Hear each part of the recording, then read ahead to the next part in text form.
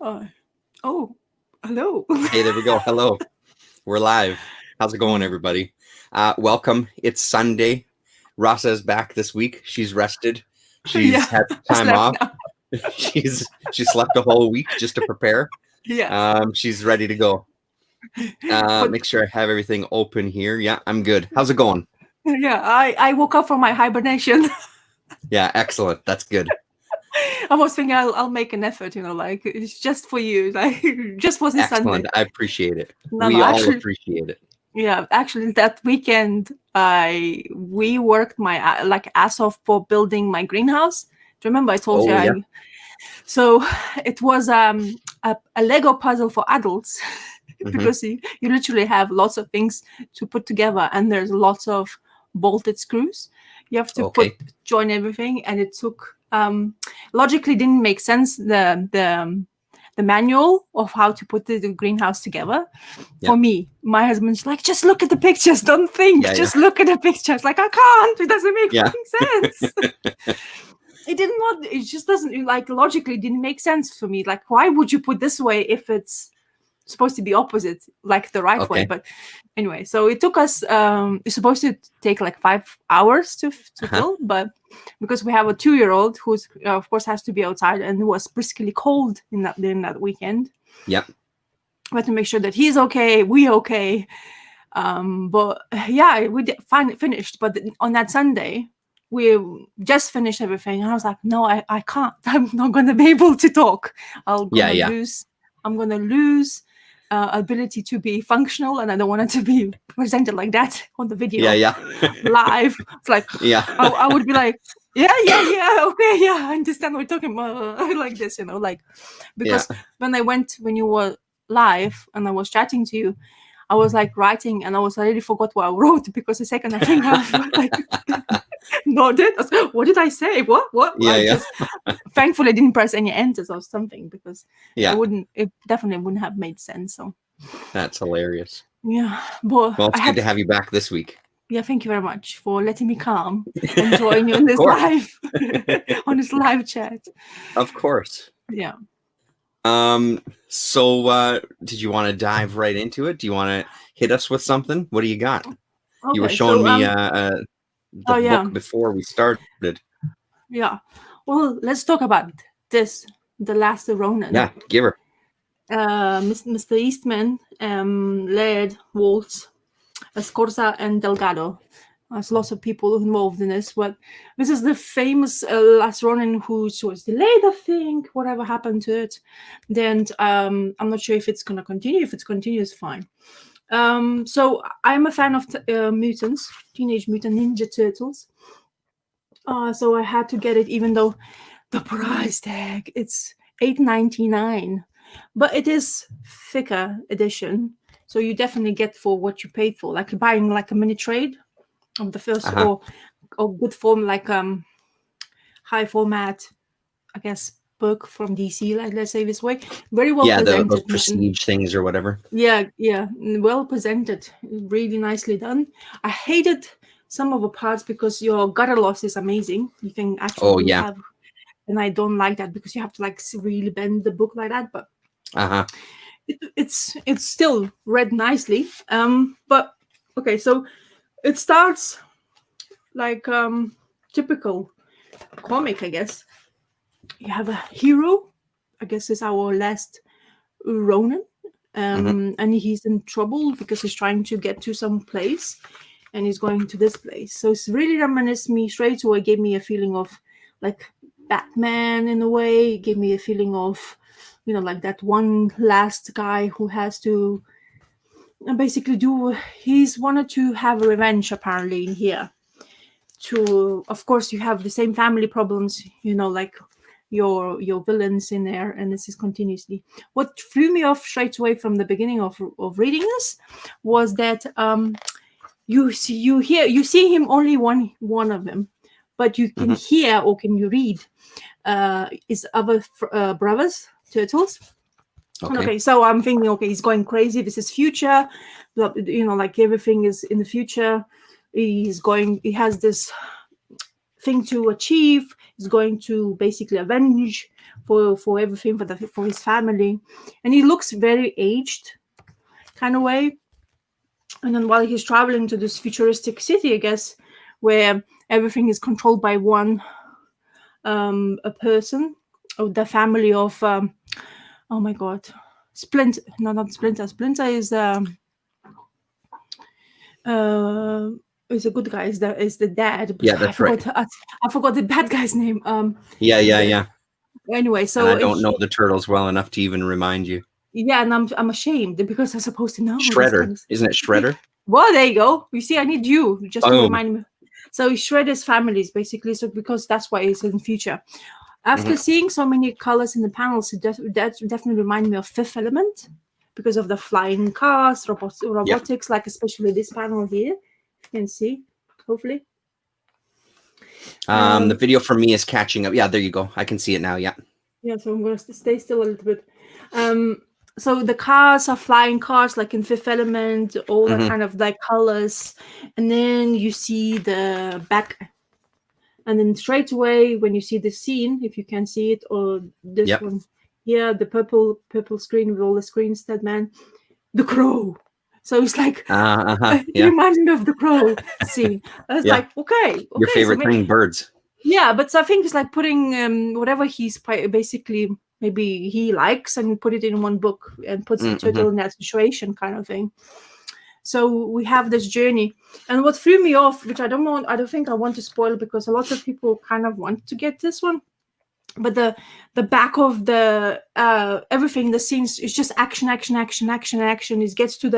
wants to get to that guy, the bad guy, but unfortunately he's not succeeding, the turtle, and he got really injured, starts bleeding. Everybody's thinking he's gonna die, and then things happened at the end, which is I'm not gonna spoil. because it wouldn't be unfair, but in my opinion, it actually spoiled the story. Oh no, that's too bad. But not in I mean, I'm looking forward to see what's going to happen next, but they wanted to give you like that, oh my god, I have to go and read in the next issue because who's appearing in there and what happens in there right at the end. Let me say, they're playing around with some stuff which sometimes I don't really like in comic books, but I'm not really sure. After reading, like, the beginning was really good, perfect turtle story, like one guy, like you most likely know who the turtle is, even though the colors in here is all black and white he's wearing, so you're not aware who's the turtle. It says in this book as well who it is, and then you find out about those voices as well he's hearing. Everything gets revealed, but then what's happened after that, I was like, why would you even give it to us in this issue? Leave this, get them be happy about it. Don't give too much information, and then it's too much information for me. That's what spoiled it. It's like, you don't need to explain straight away. I mean, it's perfect. Like, so if you're a turtle fan, you'll really enjoy it at the beginning. I think it's, like fight scenes, he's struggling and he has to go through this and that, has to fight like with fight scenes as well, which turtles are famous for. But then I think that explanation at the end just got me like, huh? That kind of face.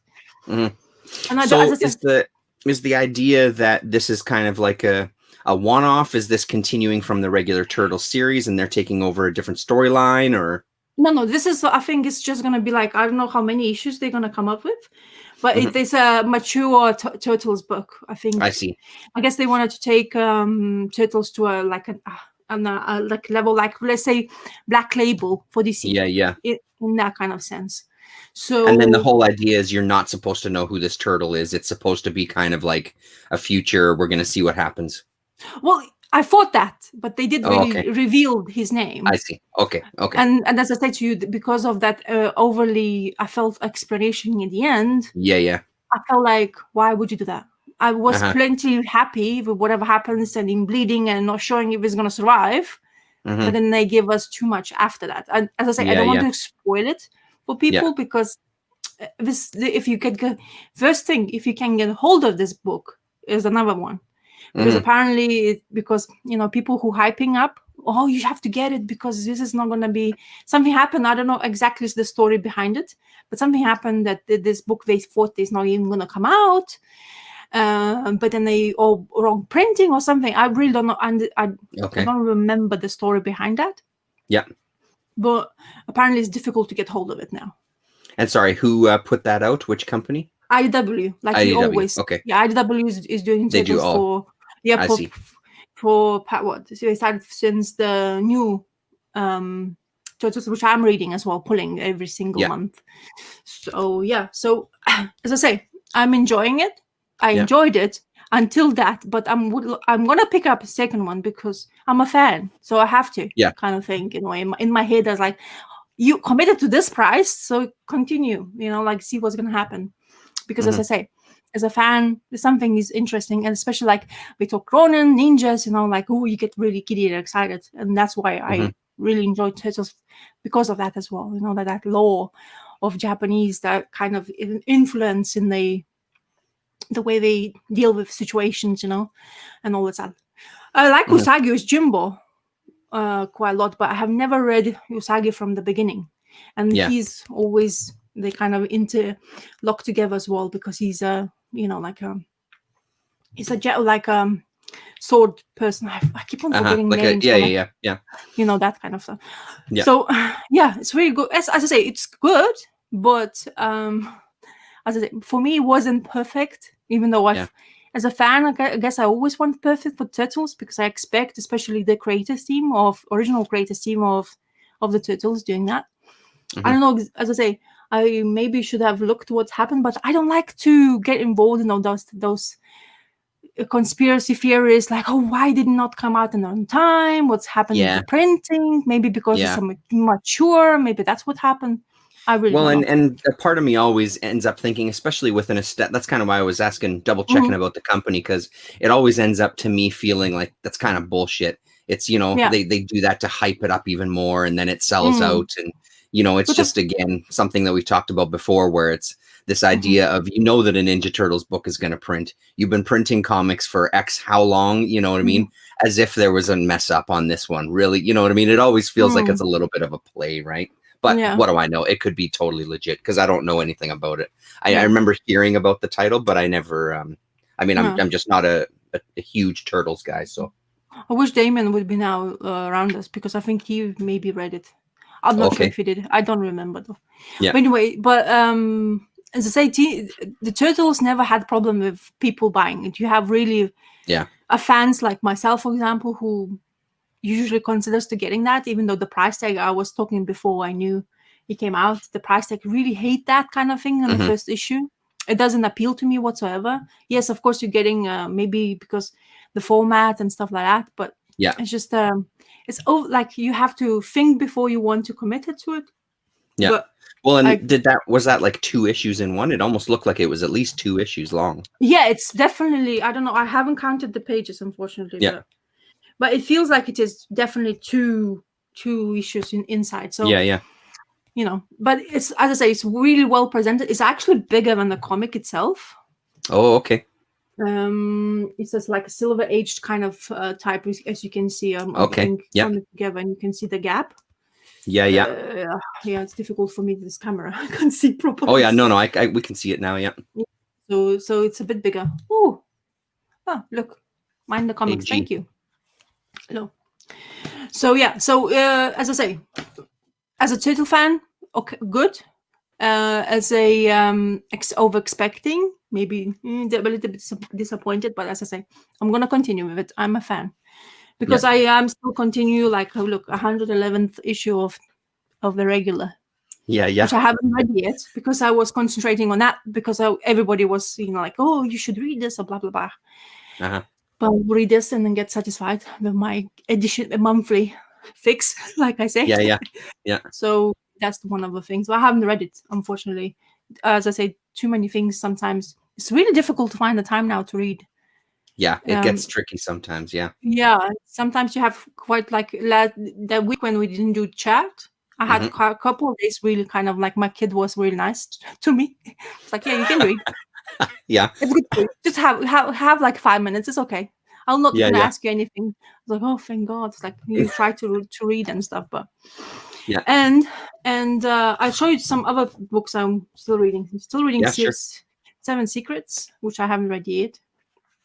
I'm still loving it. Since last issue, I like it. It's espionage type of story in a way because of the secrets and the bad guys and good guys and stuff. So I'm enjoying it and easy reading.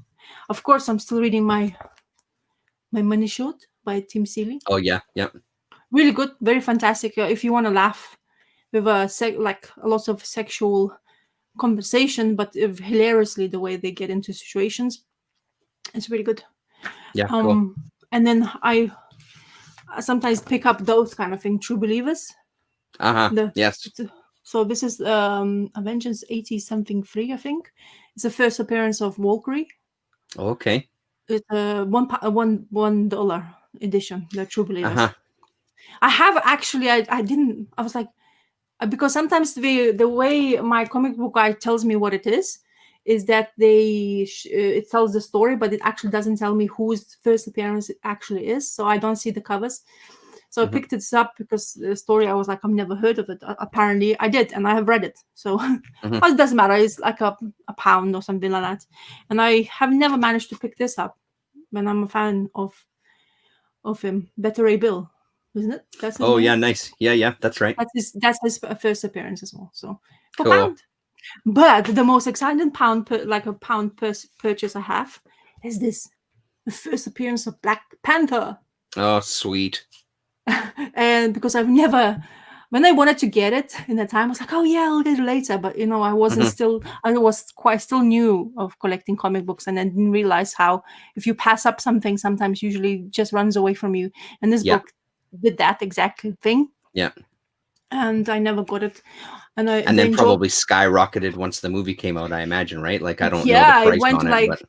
it went like to £1,000 per like shitty edition, or like a conditioned comic. But now it's like you can get it for like $300-400, but it's still pricey for me, like for just one comic book in this day and age, especially just to splash on.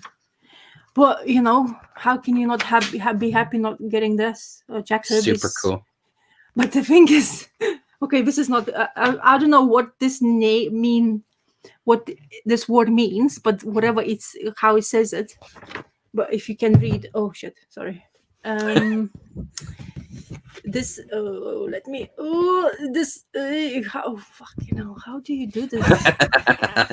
Okay, I'm gonna just say it. Yeah, I'm gonna just read. This is good 1960s comic book. When you or I go for a spin, pussy out, we hop into an all hot rod and take off. But you wouldn't expect FF to be a conventional as that. Now, would you? It's like, what? What is this? 1961. That's what you get. I guess a female gets called a pussy out. Well, I mean, I know the term pussy out, like, like to be afraid of it and then back out. But I mean, that whole paragraph doesn't even make sense to me. Hello, Enigma. Hello. Anyway, so that's, I was like, because I didn't know that word at all. I asked my husband, and my husband like, what is pussy out? It's like, what? It's just that you're having in the comic book. It just, like, okay, I understand the out part, you should not think about it, but just the minute you say pussy out, you know what I mean? And then it starts like with wonderful Kirby's art. It's just spectacular as always. And they get this machine, and I think that's what the whole sentence before, because they get this machine from Black Panther. Yeah. And they're like, oh, how this, and very racist, by the way, because the thing says, what does it says? I can't find that. I just like, I can't believe he said that. Oh, this says, never heard of him, but how does some refugee from a Tarzan movie lay his hands on a kind of gizmo?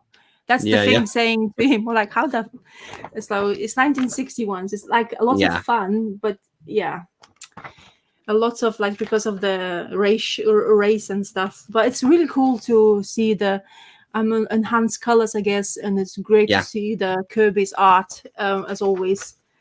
For sure. And looking at mysterious panther like this crouching, and it's just spectacular. Classic I mean, pose. Yeah, and I'll show you my favorite panel because it's Kirby's. Look at that. Look at this one. If you can see properly. Video's not catching up yet. Oh yeah, there it goes. Yeah. Unbelievable. Super cool. Yeah. And you have Inhumans in this panel in here, and Black Bolt looking crazy. Crazy. Definitely not the way you think Black Bolt usually looks. And yeah, so great story. So I haven't finished it because also, as you can see, a lot of speech bubbles. Yeah. So it took me a while. But also I was giggling halfway through all the time because like, oh my God, 1961, you guys. Stan Lee, famous for that kind of like writing and stuff. It's a challenge to read some of those sometimes, to be honest. I mean, at least I do. I end up kind of skimming through it sometimes, even reading the Defenders issues, like enough to get the gist. Every once in a while, there's one that's like, holy Jesus, guys, like settle down here. Yeah, and it's, as I say, great art and great to see Panther kicking ass for Fantastic Four. They're fantastic, and Panther is still kicking their ass. So it's great. Yeah, it's also good. So I've never finished reading. I guess I read in like trades somewhere. I was picking up in library. I remember that, but I've never had one. So I was like, okay, it's a True Believers. It's £1. I'm not gonna pay a fortune, and I'm gonna have his first appearance, which I'm gonna be very happy about. And this kind of reading, even though it's like Stan Lee's writing, but this Fantastic Four is actually really good. Even though the way they deal with Sue and all that stuff, the way they talk to females because of the era. But I get excited when reading stuff like old stuff like this because it just gives you that I don't know, it just makes me feel nostalgic, even though I wasn't born in 1961, so I don't know why I'm so nostalgic about it, but it gives you that feeling when you read Steel Age books. Oh, totally does. It's that it's just it's neat to see. Oh, sorry, one sec. Okay. Sorry, we're leaving.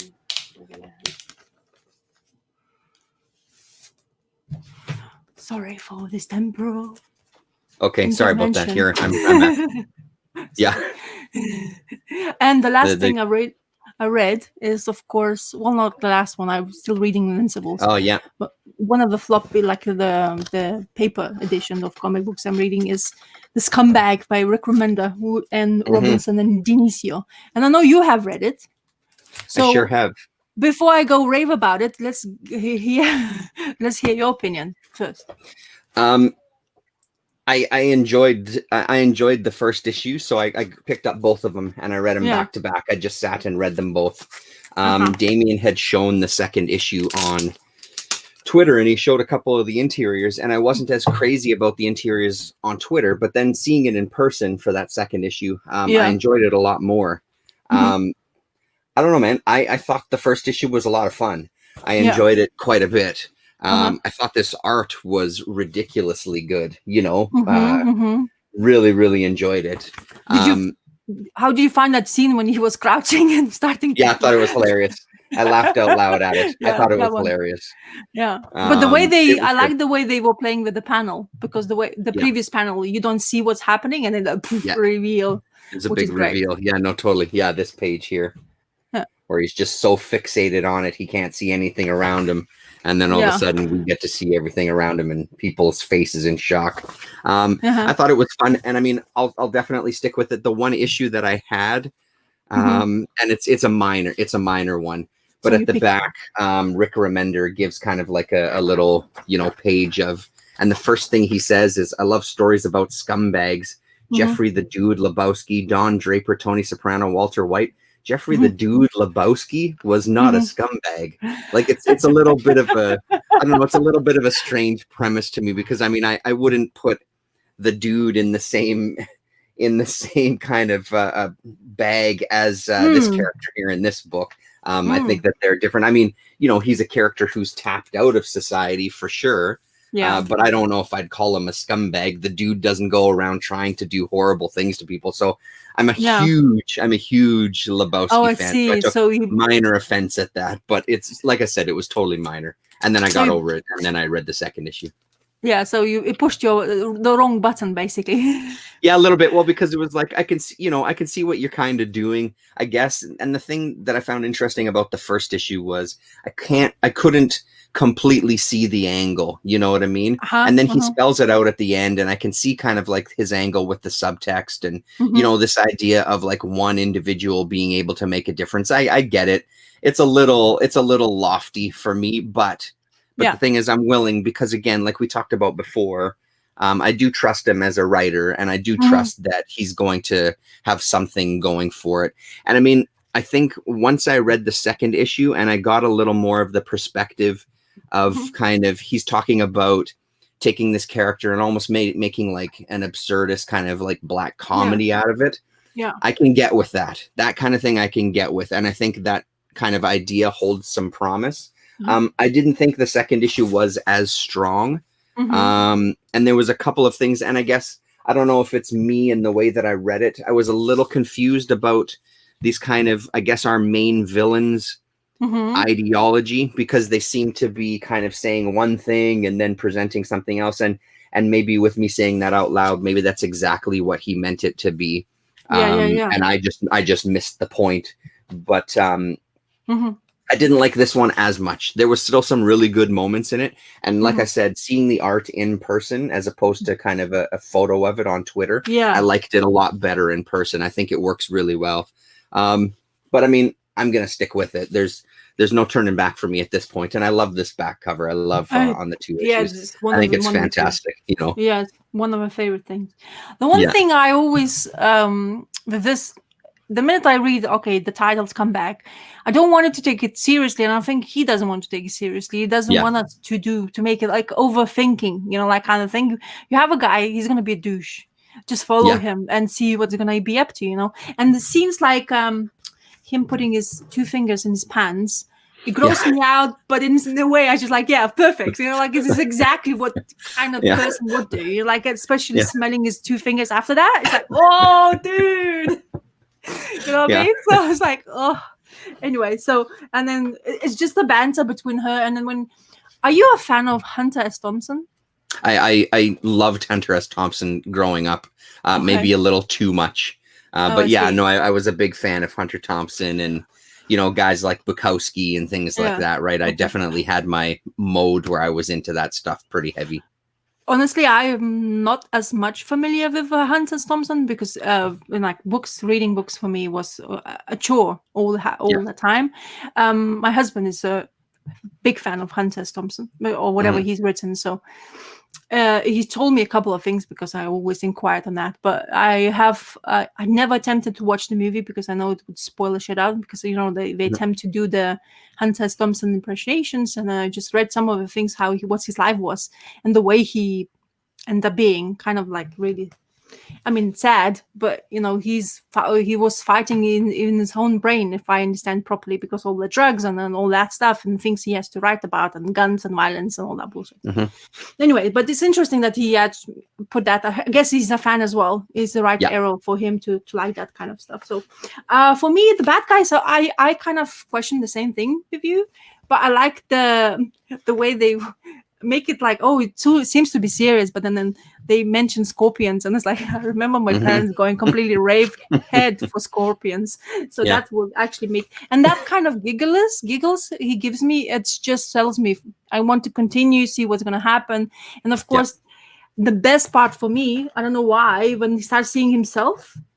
As the little and kid. then as a little kid, it's like, what the fuck? It's so confused. It's like, am I tripping still? What's going on? And he can't still believe it. He has those powers, and we see those powers in fruition because, oh my God, I can just. But the way she says, like, just think about whoever you care about, and as comeback, who is caring about? Like, oh, I have a friend. It's like, I'm not your friend, but I was trying to kill you.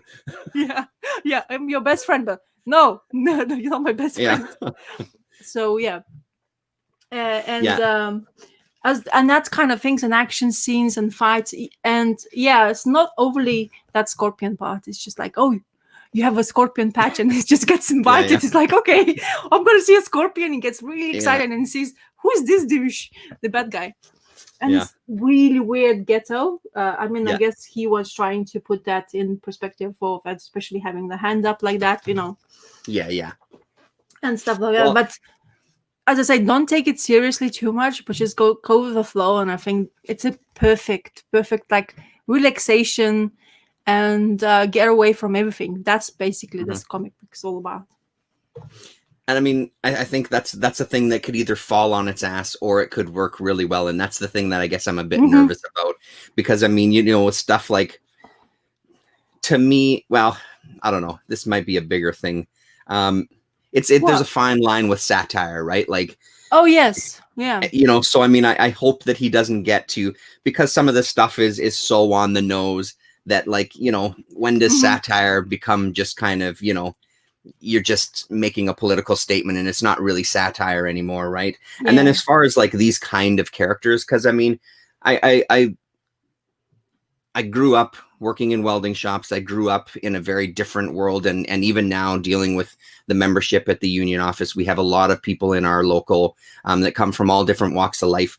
There's a part of me that, and even just in my general everyday life, as frustrating as sometimes things are, there's a part of me that really enjoys a character like this, who is just unapologetically themselves. Like, this is who I am. This is what I do. He's kind of oblivious to his world. There's actually a guy that I worked with who this guy reminds me of a little bit. There's one thing that he says about falling in, I think it was in the second issue, where he talks about, I think, falling in love with someone. And he's like, it happens to me all the time, or whatever it is. And I just, that kind of thing it reminded me so much of this guy that we worked really closely with. And he's a character and a half. So, I mean, there's a part of me that just likes people like this to some degree.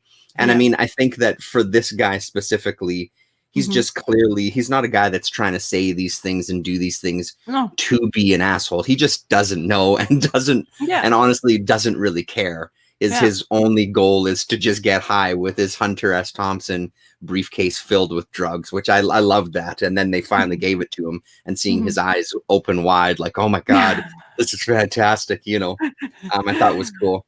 Yeah. So, I mean, we'll see where it goes. I just hope that it kind of takes a step back a little bit and isn't too beating you over the head with the message, because that's always my worry. I don't really want to, I'm not in the mood to read a comic and be kind of talked down to, you know, you're preaching to the choir to some degree. So give us something completely ridiculous, you know.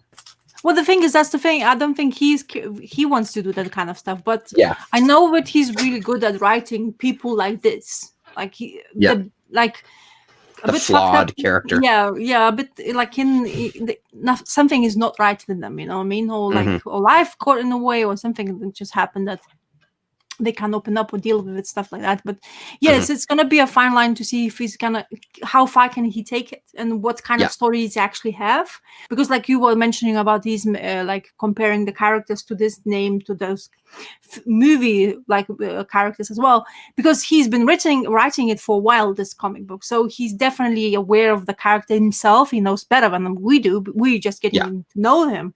So hopefully he had enough time to just, you know, do whatever he wanted to do, but plus tell us like a story, even though with this character, but give us a bit more than whatever he's trying to do at the moment. Like, but it's just the snippets of information so far. I mean, we have a bad guys.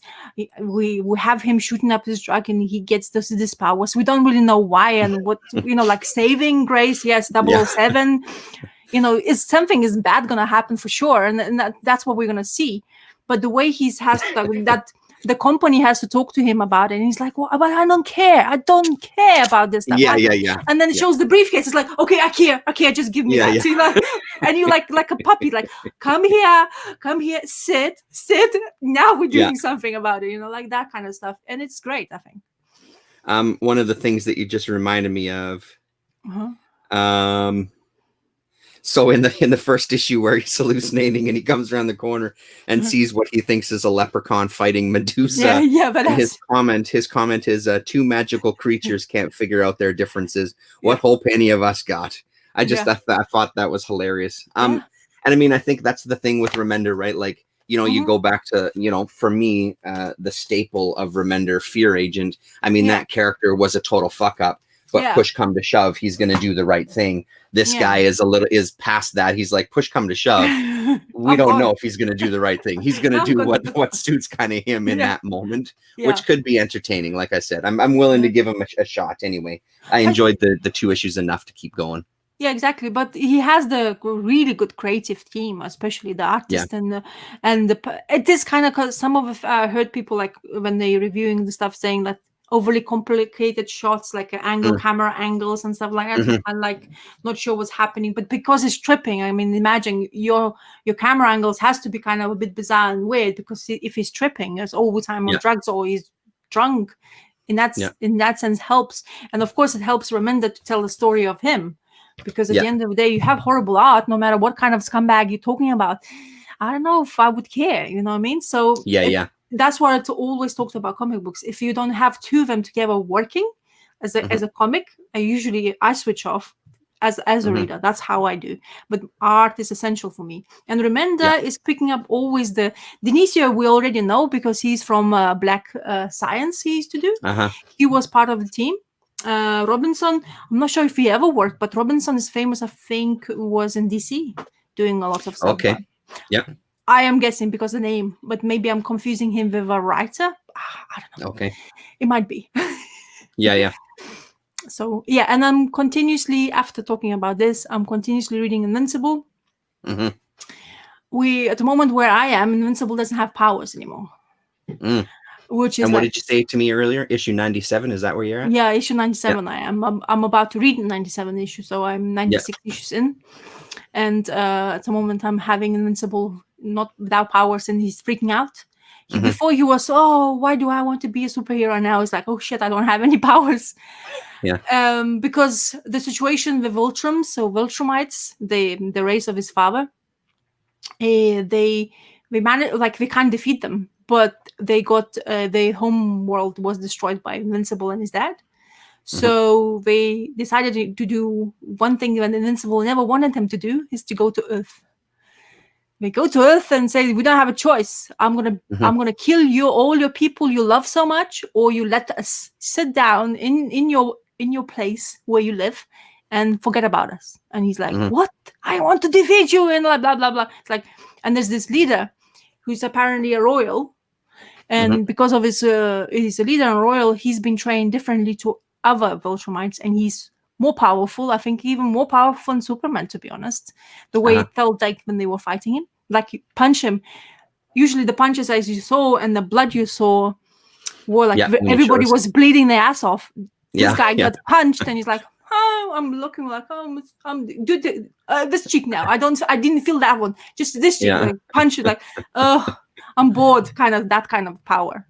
So now they are living on Earth. The leftovers, which wasn't not many, like about 30 of them. So, but all those 30 can destroy every single human being on Earth. So that's crazy.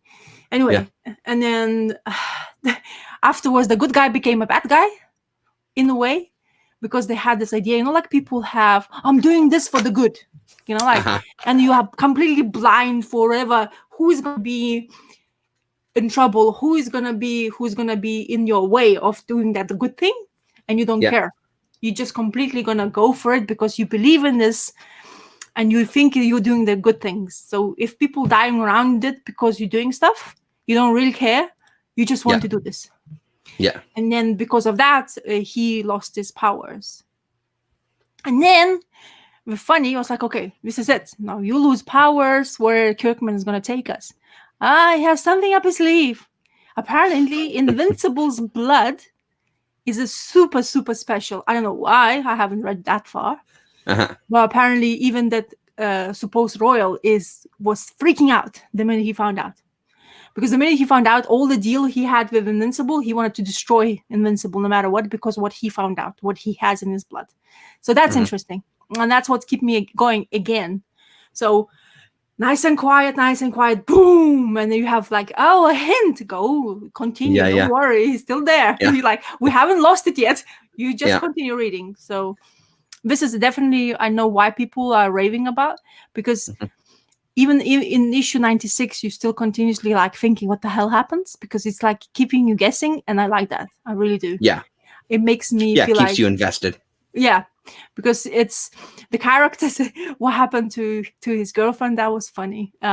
Even though not in a funny way, funny, but the security she gained after he was doing fighting and stuff. Because basically, in order to fight those Viltrumites, he had to leave, and he left for like about 6 months, because they end up being in situations where he got so injured, the Invincible, that he was in coma for like 6 months to recover. Because that's the thing, the power is they are strong as can be, but whoever is basically can damage men, but they can still like regenerate themselves, but it takes time.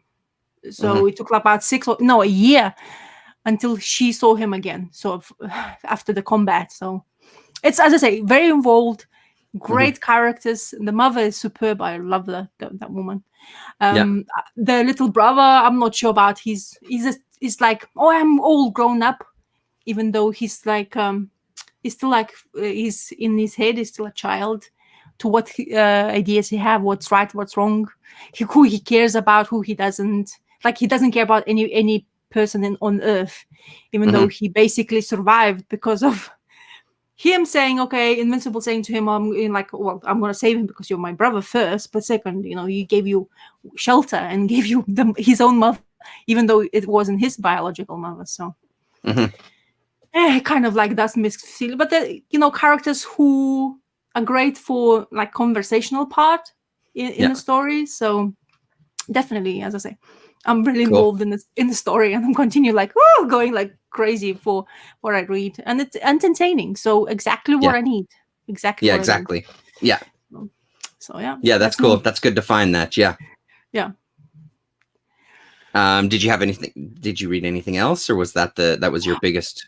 Oh, I read because of this Black Friday old stuff happening, and apparently England is doing some stuff. I found that I was able to read the first issue of Once in the Future for free. Oh, okay. Yeah. And that's the Kieran Gillen about the Excalibur and all that past. Like a lot of people are talking about it. Lots of people are raving about it. It's really good. And the first issue was great. The grandmother who's involved. So basically, you have a guy who's going on a date. Things are not going really well, and he gets a call from the old people's house where his grandmother is disappeared, and he's like panicking. Oh my god, I have to leave. He leaves, and his grandmother just like, oh, here I am here. Like she calls him back and says like, find me there. He finds her. And he's like, oh, I'm fine. And he's like, wow, why did you leave? What's going on with you? We need to give you back. And like, he gets panicky because his grandmother, like old frail lady. It's like, no, just lift this up for me. And they're in the middle of the woods. He opens up and there's this like gun hiding spot. Like every single gun or tool to kill somebody, it's in that little box kind of thing. And he's like, what is this? What, you're the old lady, what is this kind of thing? And then there's this creature comes after them, who he's like, but you told me all this folk tales are nonsense. And she's like, don't believe everything I say, kind of thing. She's pretending because she's apparently she was holding him away from all this kind of nonsense, and she's the one who's been doing the killing and saving the earth from everything from the vampires, all kind of like magical creatures, who is trying to get the Excalibur. Then he tells him a story about Excalibur, that it's not really, who's the king's name? I forgot the name of the king. It's not Arthur, is it? Yeah, it's Arthur. So it's like, it's not Arthur's. She's like, what? It's like, but in Tales, he said, no, it's a wrong tale. It's like, whatever you've been hearing, it's like, it's not his sword. It's some mermaids in the water, basically. And it's like involved with the story. It's really good. It's plenty of action, the nice, interesting folk tales about all the Excalibur and stuff. And it seems to be entertaining enough, and characters and art is actually really good because expressions, I really like when the artists are able to portray expressions in the right moment, those like we do, that kind of thing. So I get really excited about that. So Yeah, I think Chaos and Comics is a big fan of Kieran Gillen and was saying that it was good. I'm pretty sure it was him on Twitter talking about it. Yeah, a few comic people I follow. Yeah, I just wanted to see because I was like, oh, like me, I always look for deals, of course. Yeah. This is the way I get my entertainment fill.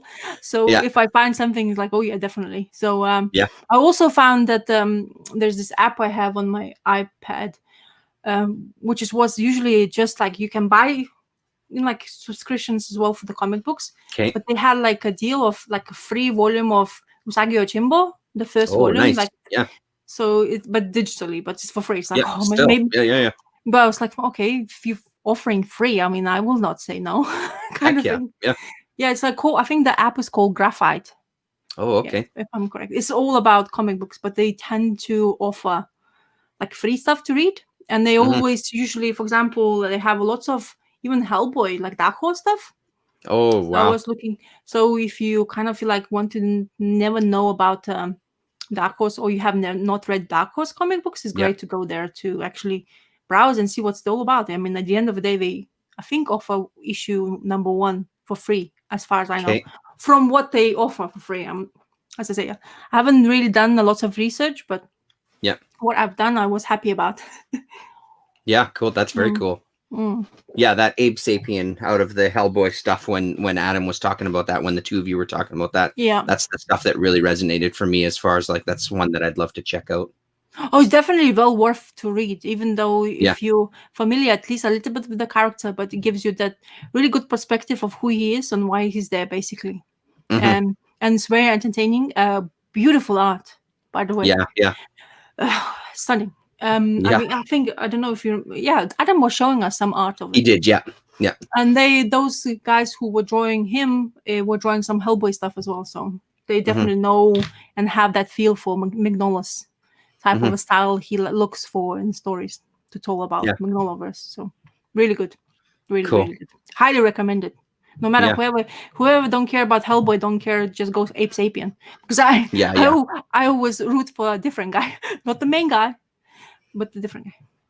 Well, I think at this point, I mean, everybody's kind of, even if you haven't read a ton of it, I've read a little bit of Hellboy stuff. You're familiar enough, I think, with the world probably to get into some of that, right? So, speaking of art, did you see, just because it just sprung into my head, did you see Earl Grey's video on the Basil Wolverton artist edition book?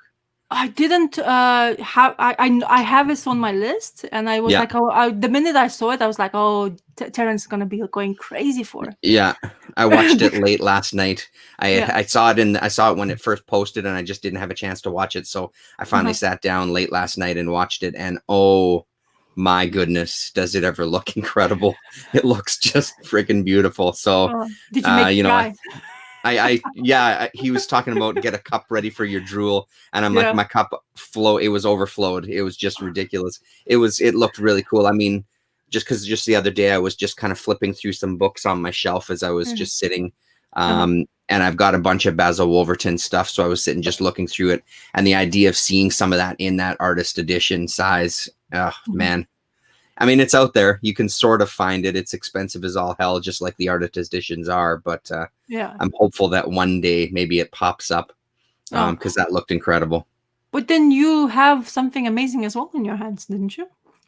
Yeah, that was the Spirit one, the Spirit artist edition that I was talking about and showing off last week. I still have to sit and do a proper flip through of it, but part of me is just, it seems like there's a bunch of them out there already that maybe it's not as useful, but dude, it's incredible. I mean, it really is earth shaking, like seeing the stuff on that original size. It's the impact of it is outstanding. And I love it. I can absolutely see why people get hooked immediately and just buy those things up, because it's a hell of a way to experience a story again and just seeing it. And the thing that Earl was saying in his video about the artist edition, that one, he said he was talking about there's not a lot of use of whiteout and there's not a lot of corrections in it.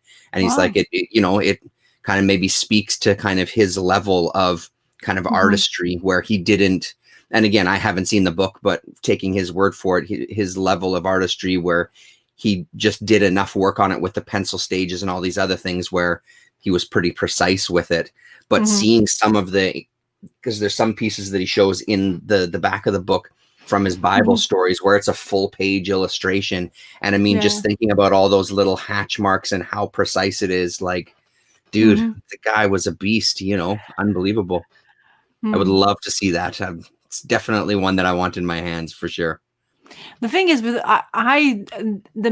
unfortunately, I don't have an artist edition. I never got to the point where I'm going to slap £100 just to get that book. To be honest, probably well worth it. And seeing you guys, especially showing those pictures on the video, makes me feel like, oh yeah, I would like to. But I have one of those. It's not artist edition, but I have this big format Marvel. I think Galactus like comic books, but in big format they came out. I think I showed years ago anyway. Not years ago, but like a year or maybe 2 or 3 years ago, basically. Yeah. But they're big format. But I understand what you mean by when you look at the big format comic book, because it opens your eyes. It seems like you can't see.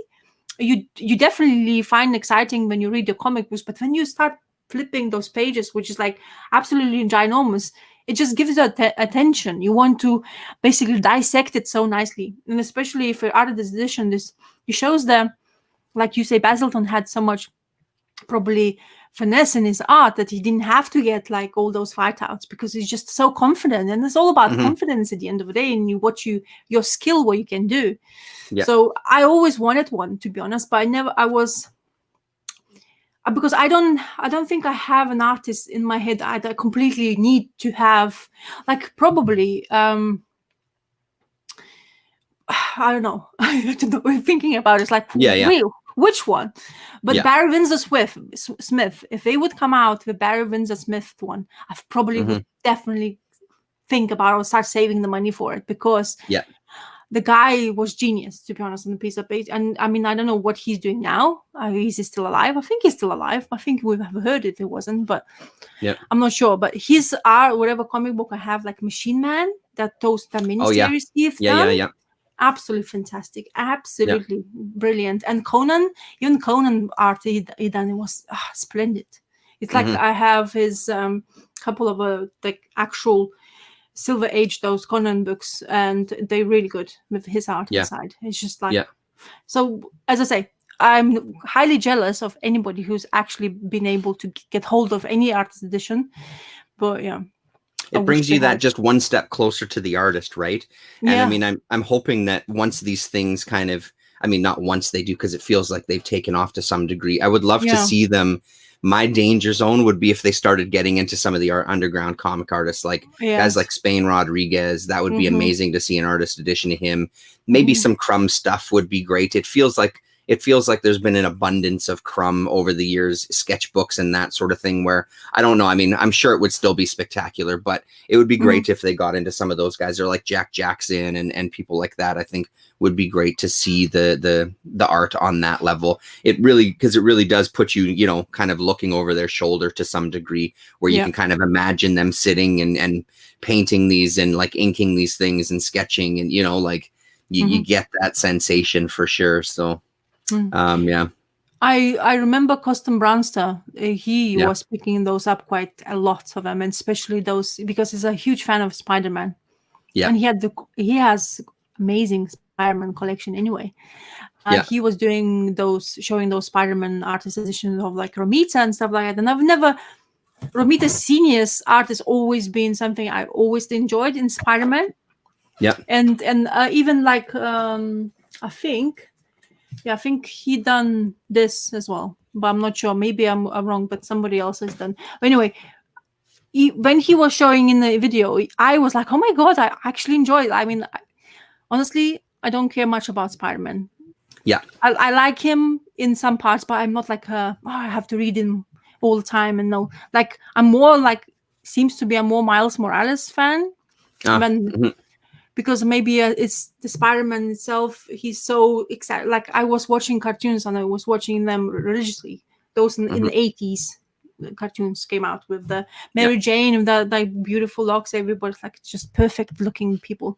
But anyway, I was watching that, and I'm more caring for that. But when he was showing that the book, I was like, my God, I actually wouldn't mind seeing that in my hands and just flipping, because it just looked great. Like it looks Totally. not polished. It's not polished. It's just work of art, and you flip pages after pages, and you're like in a gallery, like you used to say. You know those galleries of Frazetta, like people can go in America. It's like that's the artist. Honestly, Frazetta, if they cannot come out like with a big format book of his art, probably that would be amazing. We probably have. Yeah, there's got to have been something. Yeah, especially Frazetta. But anyway, having that big format, like you have like a gallery inside the book. You just like flip and you're like, because Frazetta, honestly, for me, is like one of the things I always think about, like oils. It gets me excited for doing oils. Yeah. Even though, like it's something you can do, or it's difficult to actually learn how to do it properly. But it was like in some videos I was watching of Frazetta just drawing, and he's like, it looks like he has a pencil on and he has a brush with the oils, and he's like, oh, I'm just I'm just doing stuff. Mm-hmm. Is that a level of mastery? And you're like, oh my fucking god, how do you do this? And people are so jealous effortlessly. Because you can be a lot of like jealous of the craftsman in him. Like how can you do that? But those artist editions. Sorry, this thing is going crazy here. Okay. No, it's okay. Sorry, just buzzing. So I'm definitely gonna go and watch the Earl Grey's, because Earl Grey's videos. It's well worth it. Yeah, Earl Grey's videos is like, it's so relaxing as well. He has that. They're great. Yeah, it's whatever he shows. Like I'm interested to see, or I actually would like to read, kind of thing. So. Yeah. No, he's got. I mean, he's a hell of a creator on YouTube, right? Like, he's fantastic. His videos are just really informative, and the stuff that he shows, it's always there's always something interesting, right? So I love it. Exactly. It's definitely one of those guys that I stick with no matter what. Yeah, I see his videos. As I say, I saw his video. But always like, I for sure know I'm gonna watch it. I just in the back, like I remember even, like I remember the back. Some of them, like you have your subscriptions or whatever you subscribe to. Some people you just browse through, but when you have people like Earl Grey, you have always attention. For me, like you to put the video, I always get attention to me. Like if Mind the Comics would make a video, I probably would straight away watch it. You know what I mean? Because I enjoyed what he has to say about stuff like that. So so great to I keep bugging him. Yeah, you should put the video, because it's great to see whatever like, because the Portuguese editions are different printing, like kind of different way of printing it. It's nice to see how they get the comic books. Well, and not only that, like I mean, there's just such a, and I don't mean this disparagingly, like there's such an overabundance of people doing videos where they're reading mainstream stuff, and there's nothing wrong with the mainstream stuff. We just talked about, Image stuff. We talk about Marvel stuff, but I would like to see more unique perspectives and people talking about different books. You know what I mean? Like, I just feel like, how many videos do you need of somebody reviewing the latest comics that have come out this week, and this sort of thing? It's not that it's not interesting, because I do watch some of those as well. Damien is my go-to for the new stuff that's coming out, and if Travis was still making videos, he would be another guy that I would go to as well. But I mean, I just wish there would be more unique voices out there talking about different books, which is because recently I rewatched pretty much all of Mind the Comics of G's videos again. Now, especially because I have more of a handle on the European artists and creators in some of the books, just kind of watching those videos again with a new perspective. But even just seeing them again was fantastic. Again, it's about getting that unique voice, right? So somebody else reading these things and talking about them. Yeah. Well, they're exactly like Gore Vidal, like he comes up with so good. Even like, as I say, I'm all in about comic books most of the time, but he talks about the book wherever he read. My attention is there because he's read so many books. He's he can tell you a tale while whatever he was reading about, and it feels like, oh my god, it's like, are you telling us a story kind of thing? Like, oh, I'm gonna just lie down and listen to you, like before I fall asleep kind of thing. So it's great. And we need those kind of people, definitely, because otherwise it would be kind of lonely, like you say, with a lot of the same content. And gladly we have people brave enough to put out different content whenever more people talking about investments, which is just what we need. Investing in comics and not reading the goddamn things. Anyway, I won't go off on that rant. So speaking of new things, when I picked up Scumbag, I also had We Live issue number 2. I don't remember you talking again. I might have talked about issue 1 in. I don't know if I talked about issue 1 in a hangout that we did, or if it was just in a video on the side. But it's great. It's really great. This issue was fantastic. I'm going to be very careful what pages I show you here, because there's a huge spoiler that happens early on. Oh, can you remind me of the tale? What is it all about? So basically, it's this group, this guy. I'll show you a picture of him, and as is our way, our names with people. Yes, exactly. This is kind of like this gentleman here in the middle. He's taking a transport of children to a rocket ship to get them off of the planet. The planet is dying, and they're kind of taking a select group of people into outer space to kind of start anew, to get off the planet. Their transport crashes and gets destroyed, and now they're having to walk to get to the spaceship, basically. And so through this, you're getting an introduction to the landscape, and he's talking about certain areas that they can't go because of the creatures that are there, certain areas that they can go. This was a fantastic issue for about half of it, and then I found the last half I was really confused.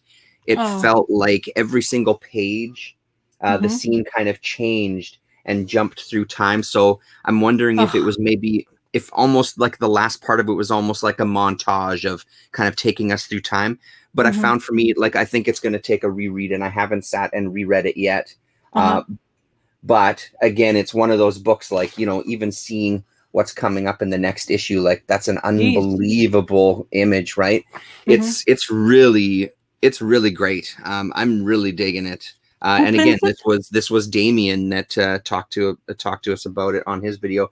The Miranda Brothers. I'll show you at the back. The thing that I also love about Aftershock is this. They really do a nice. Where am I here? There we go. Yeah. They do a nice breakdown of who the creators are, showing photos. I see. And give you a little bit story about them. Yeah, give you a little bit of a byline and tell you what other stuff that they've done. So that's the writer-artist team right there. And then the colorist there, and then the letterer. So it's amazing. It's really, really great. And Damien kind of talked about it too in his first video, that there is a bit of a Miyazaki feel to it, and I would agree with that. This one, there was a huge shock, like, holy shit moment. Less than maybe half the way through the issue that really took me by surprise. Completely took me by surprise. Didn't see it coming. I saw something coming, but I didn't see it coming exactly what happened here. So, and again, like, it's one of those things, because I don't read a lot of weekly comics, dipping my toes into some of these and getting that feeling of like what it's like to follow a book month by month. Is great, because I don't now have the next 4 issues sitting in the boxes ready to read. I've now got to wait for the next one. So I don't have a choice. I've got to wait now another month before the next one comes. But I don't mind it, because this is it's a really fun book. Yeah. And then the other one that I picked up that I haven't read yet, I haven't read Monstrous for a long time. I've got the first kind of 3 or 4 issues, and then I just never picked it up again. So apparently there's 2 issues now that are kind of its own little short story, talk stories going into the past of some of the characters. I'm so far behind. I figured this would be a good point to kind of dip my toes in again. But I just haven't had a chance to sit and read it yet. I remember loving the first few issues of Monstrous, though. The first issue was one of those. I've got a pile of stuff that I've toyed with getting slabbed. The first issue was one that I was toying with getting slabbed for the pure purpose of selling it, because I know that they're fetching a lot of money. And it was just purely like I would invest to get it put in one of those fucking cases just so I could sell it to someone and make a ton of cash. But I haven't followed it, and I just haven't done it. I have these ideas of trying to make money, and then I just don't have the patience. Like, so the art is beautiful. It's still the same creative team. They're on a bit of a hiatus from the main story, but then doing a a 2-issue just kind of mini series. Really nice, really nice stuff. By the way, I just checked your We Live #1 on eBay. It's some people want 15 quid for it. For which one? Sorry. We Live. Oh, the We Live #1. Oh, really? Yeah. Already, hey, that's madness. Yeah. It's just crazy. It the first one is. The thing is what I hate about new comic books, especially because of the like hype, so many hype stuff going on, that it prevents us who like missed it by a month or two, that we can't like, we have to fork up like what, 15 quid for one issue. I'd rather buy a Silver Age book then. Yeah. What's the point me investing so much money in the new thing? You know what I mean? Yeah. So I'm gonna have to wait for a trade, let's say, if I can't find it. Like the same thing with or a second printing if it's popular enough. No, second printing as well is quite pricey. But anyway, oh wow, Jesus. Like this, for example, like if my comic book I didn't have it, I don't know what's fetching for it, but I know it's like sometimes people ask over the top prices. I think I saw somebody ask like £40 for it or some. Oh wow, yeah. Some ridiculous. But that's why I'm telling you about new things. It's nice to be when you're in the flow and you get those comic books every week. I understand that, it's great. But then if you just miss a week or two or a month, let's say, you're screwed because of why would you pay so much money? But people, I don't know if people tend to do that, but because if people wouldn't buy it, they wouldn't demand so much money for issue #1. Let's say this way. But it's just spoiling kind of thing the fun of like new comic books for me, and that's why I have a couple of books in my pull list, and I'm happy to pull them, like and thankfully I have a comic book guy. He's great when it comes to that kind of stuff. Of course, I have to give him some sufficient time to tell you what I want, because at the end of the day, he's gonna sell it if he can sell them. He's not gonna just wait for me like, hey, I kind of feel like reading that kind of thing. He's not gonna wait for me. So but I hate that in new comic books. I mean, I understand, and it's a reminder of how time consuming and how difficult it is, because I mean, you really have to keep up with stuff. To be able to kind of keep on top of it. I mean, my pull list now, I think my pull list, believe it or not, it was 2 comics. I think it's now like 6, because I added that Scumbag, I added that We Live. You know what I mean? So it's like the danger of dipping your toes back in is that you're going to find stuff that you like because there's such an abundance, but you really have to keep on top of it. You have to be paying attention, and it's that shit is just. That's a lot of work, man. I just don't have the time for that. Especially for entertaining yourself. You're supposed to be entertained, not work for it. So, you know what I mean? Like you don't like, let's say when you're watching television show, you're not like, oh my God, I have to work for it. Press the button. So it feels like that. Like you have to go an extra mile to just, maybe I have to download it. Oh, it doesn't work. Why doesn't it work? I want to watch it now. Like kind of that stuff. Honestly, that's what stops me from watching Netflix, because sometimes we hook up to it. It takes forever to hook up to it, and then all of a sudden it'll drop out, and you got to hook up again. That happens, and I just walk away from the TV. I'm like, I'm done. I'm not working. I'm not working to watch some fucking bullshit show. I'm gonna go downstairs. I'm gonna pull out a box, and I'm gonna get instant gratification and read something down there. You know what I mean? I just don't have the patience for. I'm an old man. I don't have the patience for this newfangled technology. Well, that's the thing. But the comic book, as I say, I'm going to repeat myself, but the comic book is crazy. It's too much sometimes, like hype, and you're like, you can't get that. Okay, you have to let's overprice everything. And I know how exciting to make money, because if comic books makes you money, it's great. You feel really, really well, because then you can buy your more comic books. It works really well if it does. But then for the person who actually buys it just for the sake of reading it, it sucks. It's completely shit. Yeah, that's my point. I'm just gonna reach back for 1 sec here. I put up some. I had these plastic file folders that I put up on the wall, because then I can put the stuff that I'm reading in there. Because I'm a nerd like that. So I did that this afternoon, and I feel so excited about it. So this was the other thing that I read this week. The first 2 volumes of Don Lawrence's, not just Don Lawrence and Martin Lodwick, their Storm series. And dude, these were a lot of fun. So Don Lawrence is the guy who I was talking about the other week there with with this book, the Tragan Empire. So he did the art as in this as well too, which I started reading this, and it's a lot of fun. And then I think it might have been, I don't know if it was Paulo Costa and G, but I know for sure it was Paulo Costa was saying, or Costa, sorry, was saying that Storm was, I think he was saying that it's his favorite of Don Lawrence's. And I can see that. These 2 volumes have been sitting on my shelf for a while, and I kind of dipped my toes into them a little bit, but I finally sat and just read them cover to cover. And dude, they're a lot of fun. And one of the things that's so much fun about them is the imagination.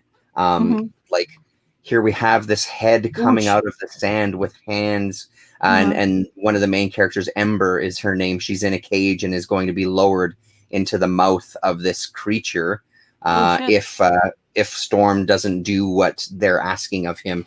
So this imagination of these these worlds and the creatures that you find when you're going into these worlds, and how beautifully everything is painted.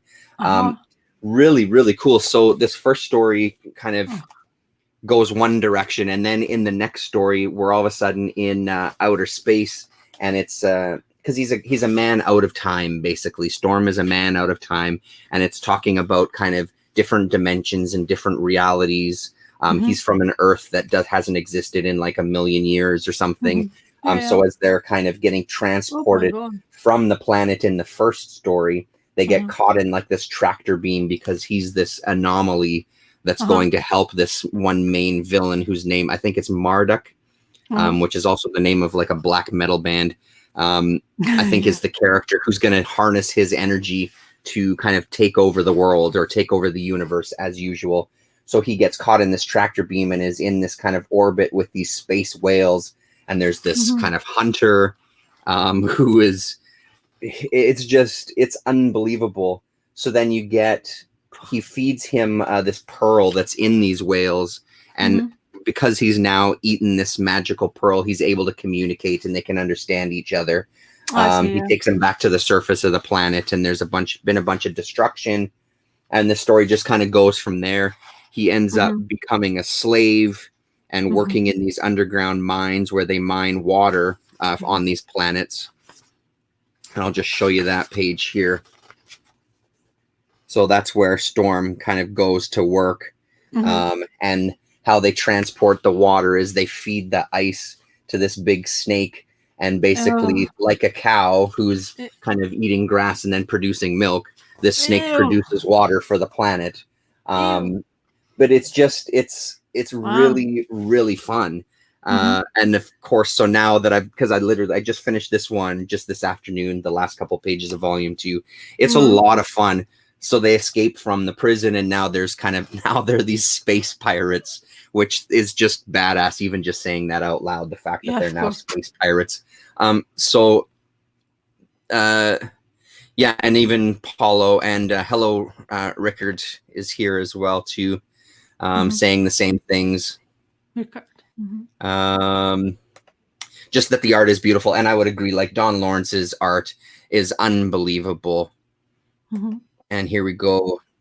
So Paulo is saying, besides writing several Storm volumes, Martin is also a cartoonist. He wrote and drew a spy parody called Agent 327, poking fun at James Bond and Peter Gunn. That's cool. I'll have to.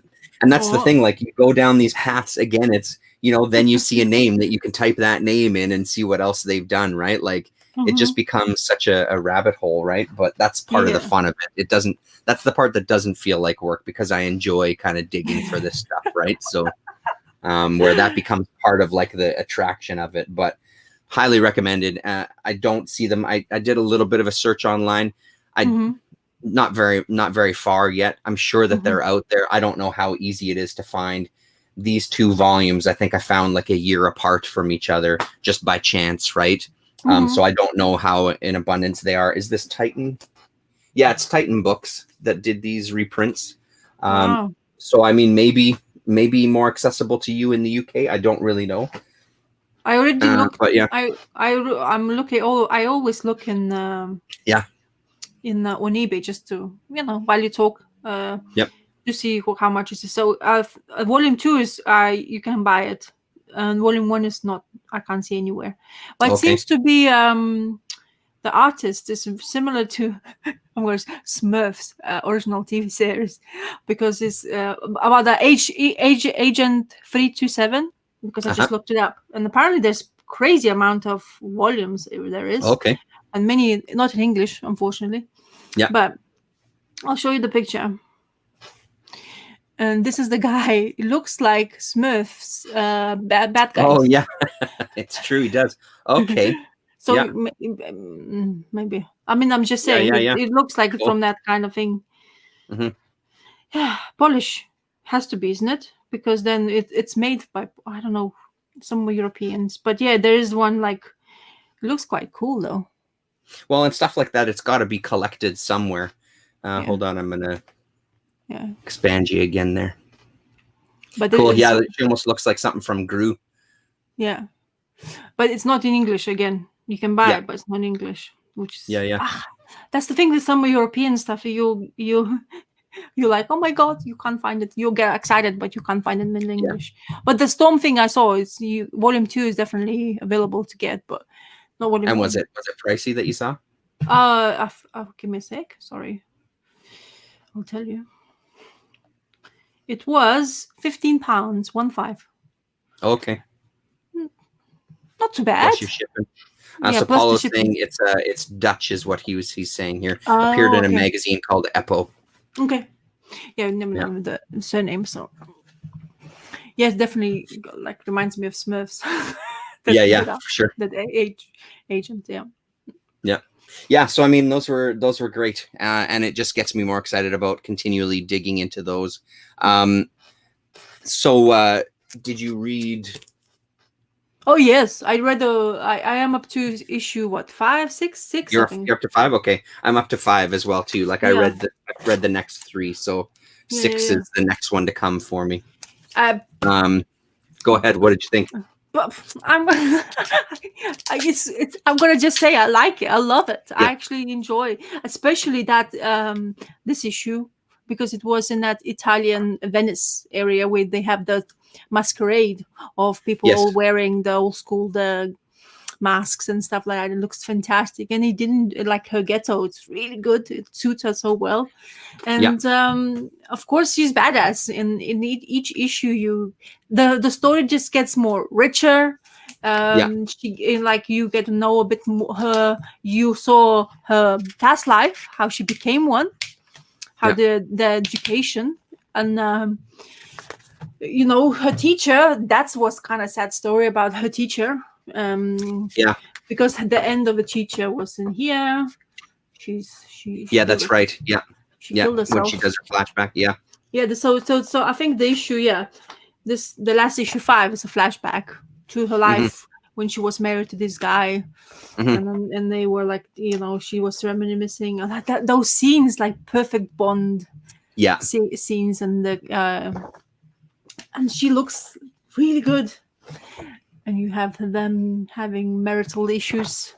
Why they have marital, and then you have her childhood and how she got taught by that teacher. A really good story about the teacher stuff, and then fascinated by her, basically a role model and expectations of her, who she is. And then she hears the story when she's talking to other agents about Velvet's future and the name kind of thing. We had a glimpse of the name of hers, why she has that as well. So it's interesting. It gives you the depth of the character even more, and then just in 5 issues, I think is great. But like if you're, as I say, if you're a fan of espionage, Jesus, this is perfect. The depth of the characters, and I like, as I say, her art of Steve Epting. I think it got even better the more he was going into it, and I think it's just combination itself, and action scenes and the fight scenes with her husband and how he died. It's just perfect. Not perfect, but it's perfectly told in that time. And that's her dress. And I love purple backgrounds, by the way. It makes me feel like more romantic in a way. Even though she wasn't talking to actually she was talking to somebody she knew before, and in here you get revealed of that code name, the Mockingbird. Yeah. So it's interesting. And then the next issue she's going back, and you're like, wow, why would you do that? Everybody's looking for you, but she's that badass that like, I don't care, I'm gonna deal with this stuff, I'm so good, I'm going back. So I'm, as I say, I am fan. At every single comic book, like rereading it even makes me more excited about it. I was like thinking totally. because I saw your Twitter talking with Sleepy Reader, and then that he's finished. I was like, bloody hell, he read quickly. What I mean? But it's easier when you have everything collected in one. Yeah. I think the read through is much quicker. Because like you have that religious thing, open up, take from your bag and read. Kind of thing. It's annoying in some ways, but for me it's like a part of the thing. Part of the thing. You afterwards you close your bag like neatly, you put it away. You 100%. No, I love, like, for me, it's why I like drinks like absinthe. It's why I like the comics. I like the ritual. It's why when I smoked, I loved smoking a pipe. Like, I love the ritual to things. Like, I do feel that that's a huge part of the enjoyment for me, the ritual and the organization and everything like that, right? Like, I feel it really does add to it, because I mean, 100%, like, when I put them in the bag, I try to squeeze a bit of the air out. I've got to, like, make the tape just right. And like, even looking at this, the tape on that is way too long. I've got to change that. You know what I mean? Like, it's all these little things, but for these issues, I would say that issue 5 was my favorite. I wasn't as crazy about issues 3 and 4. I felt like it dropped off a tiny bit, not by any stretch that I didn't enjoy it. I still really enjoyed it. One of the first things that dropped off for me was when she saved this other woman, and she was talking about how she wanted to go and see her son. And then it clearly wasn't the case. She was going to go and murder her husband, which, could see him coming from a mile, and especially the lead up to it, the first 2 issues rather, where it really digs into kind of Velvet and her, it didn't take her very long to get back into it. And maybe it's more of a comment on her cockiness, but the fact that she didn't see that coming either, I didn't quite buy. So, I mean, and again, maybe that adds to the story, and I've just kind of messed it up in my head, where this is something that maybe subconsciously she's like, yeah, no, fuck it, I will take you to see your child, because go ahead, you want to kill this son of a bitch, I'm there for you. You know what I mean?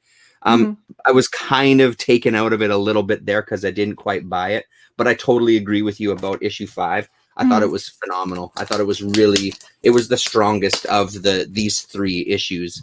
I love the way they told the story and the flashback and everything. The issue you were talking about, you complaining about her, I think it showed like she has like that, we feel she's extremely strong as an agent, but it's nice kind of comparison to give you that kind of like hiccup, and she knows that she done a mistake. Okay. Yeah. I mean, at the end of the day, she's not perfect. Yeah. And then she's kind of overly invested in the thing, because at the end of the day, she had a history with the agent who was killed. She had to deal with this stuff. Everything is on her shoulders, kind of in a way she feels like it is, because everybody's after her. And also it's actually kind of good way for after that issue number 5 to read, because then it shows you like, okay, that's what she had to learn to become what she was. Yeah. Do you know what I mean? So in that sense, it's good spin to give the character a bit like, you can't be so over the top good. And, you know, there's a hiccup is gonna be there, emotions maybe gets involved, and don't forget, highly trained agents can't be emotional, but at the end of the day, if she hasn't done for that long time and she feels like she has just jump into the work and stuff, maybe that's why she kind of, you feel like she hasn't got the whole way like into the things what she has to do. But at the end of the day, it was just like, maybe they could just let it go kind of thing. Don't show that kind of part of her. But in overall the story, when she saved her, how she saved her, I liked the prison breakout was great. The way the wife looked, you know, first she looked the most amazing model, and then the shock of her seeing how she looked after that, because of the affair, and how when you become a wife of a who was she a wife of, like a general or something? Some sort of, I thought it was a political figure, but I can't remember at this point. Exactly. Anyway, so like she got in trouble because of the affair she had with the agent and all that stuff. And the other agent, the Russian guy, I like that story. A little bit of background of him, who he was, and how she saved him. And then you find out that actually they have met before. And then she fooled him, which was great. Actually, a score for I her, like that part too, actually. Like where I think they're walking on the beach or something like that. Exactly. And just kind of reminiscing. I like that scene as well too, actually. That's another one that stands out now that you say it. Yeah. Yeah, exactly. Because the way what the conversation was, and she's like, and then they go back in life of hers from the childhood. And it's nice to give her a perspective of her, like that she had to do that kind of work really, really hard to become what she was. And then the role model of the female I was talking about, the agent, and how badass she was, how many people she saved, but at the end of the day, the toll takes over from whatever your experiences are. Do you know what I mean? And I like that they can't, you can't be as strong and pretend to be everything is fine. And for some people they crumble, which is true, like the tremendous pressure, and if it's especially fucks up your brain, we become very vulnerable as humans. So in that sense, I really liked. Yeah, no, for sure. I just want to have a flip through issue 5 again, because I felt like there was one more thing, but I think we touched on all of it. Because I agree with you, like, oh, that was the other thing, and you showed the page. I also just like the way that page is laid out too. That was the other part that stood out to me. Just a good use of using that landscape as the panels, but you're still getting that sense of depth and seeing him fall. I thought was really great. But again, it's a pretty easy sell at this point, because it's pretty established that we fucking love the art, you know what I mean? Like it's to me it's gorgeous. And I understand, like the last time we were talking, there's people that were saying that they get a little fed up with the kind of realistic style, and I totally understand that. For me, I'm not there, because I think it's just fucking beautiful. I really enjoy it a lot. And really helps get me into the story.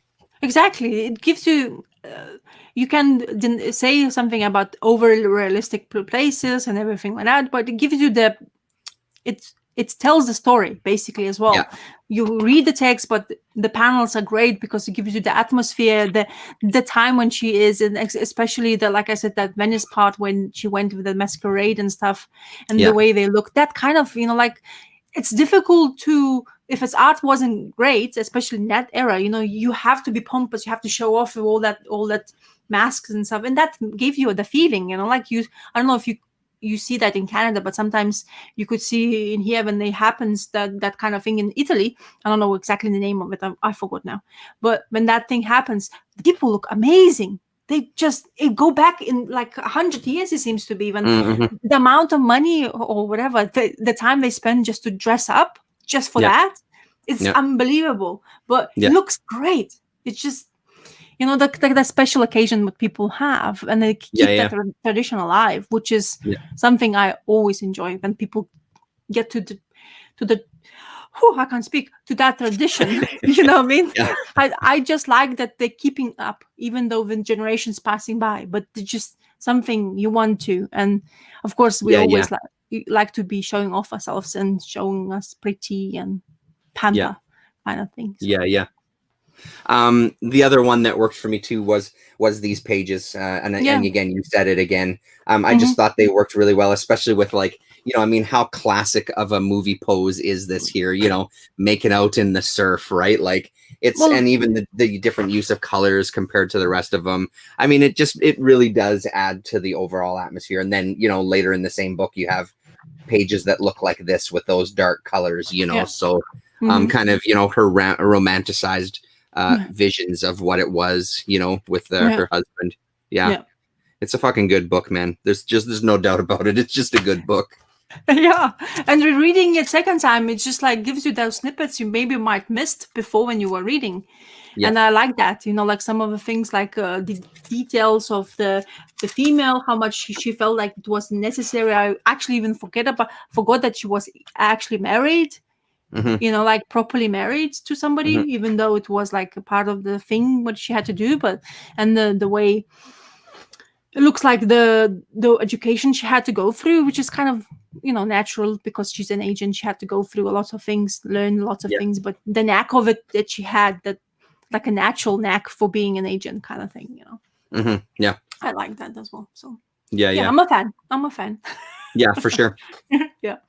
Yeah, there was that other panel in there where she kind of eavesdrops and hears her mentor kind of talking about her, and and what does she say? She says something like, I like to think that she didn't know that I was there, but there's also a part of me that likes to think that she knew exactly that I was there, and said those kind of things anyway, right? Like, I thought that was a nice moment as well too, just to kind of talk about their relationship. Yeah. Exactly. Yeah. Yeah, it's good shit, man. Yeah, and a little bit like a part of the history kind of things, because they touched about her, what her job, the mentor was, the job was, and the kind of things. So that I liked as well. As I say, gives you the feeling of the era we're reading about. Yeah, totally. And then yesterday, I had some stuff, like one of the comic addicts, one of the guys from the Winnipeg Comic Addicts. I had some stuff from him that he's been holding for me nicely for a little while, and then he had another sort of buy it now auction, and I picked up some Vertigo titles from him. So I started reading this one yesterday. I'm 3 issues into it. It's another case of, here's a whole bunch of miniseries that I was unfamiliar with.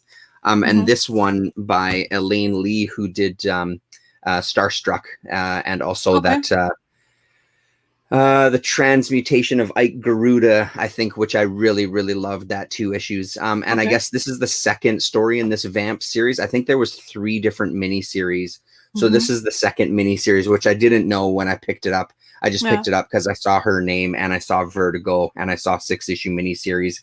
Again, it goes back to, this one reminded me why I don't really go to vampire books, because this has a lot of the things in vampire books that I'm just not as crazy about. And it's not that it's horrible. This one tries to give it a little bit of a different take. And I mean, one of the biggest ones is we're following a group of female vampires, and they are fucking ruthless. Like, they're absolutely ruthless, which there's an appeal to that for sure. And it sort of takes place in Hollywood, and they're going to be shooting a vampire movie.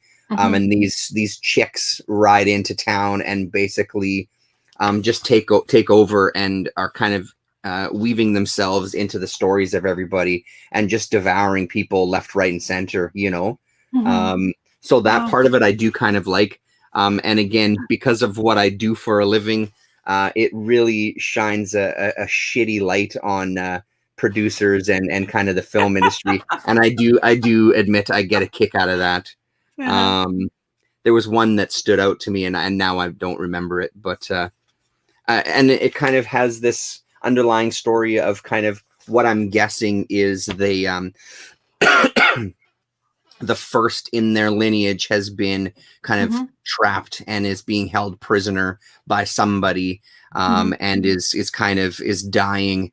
And there's this kind of, what I think they tackle in this really good is when they do taste blood, and when they do get into drinking blood, the effect that it has on them as vampires, the effect that it does have on them, it's almost like a drug.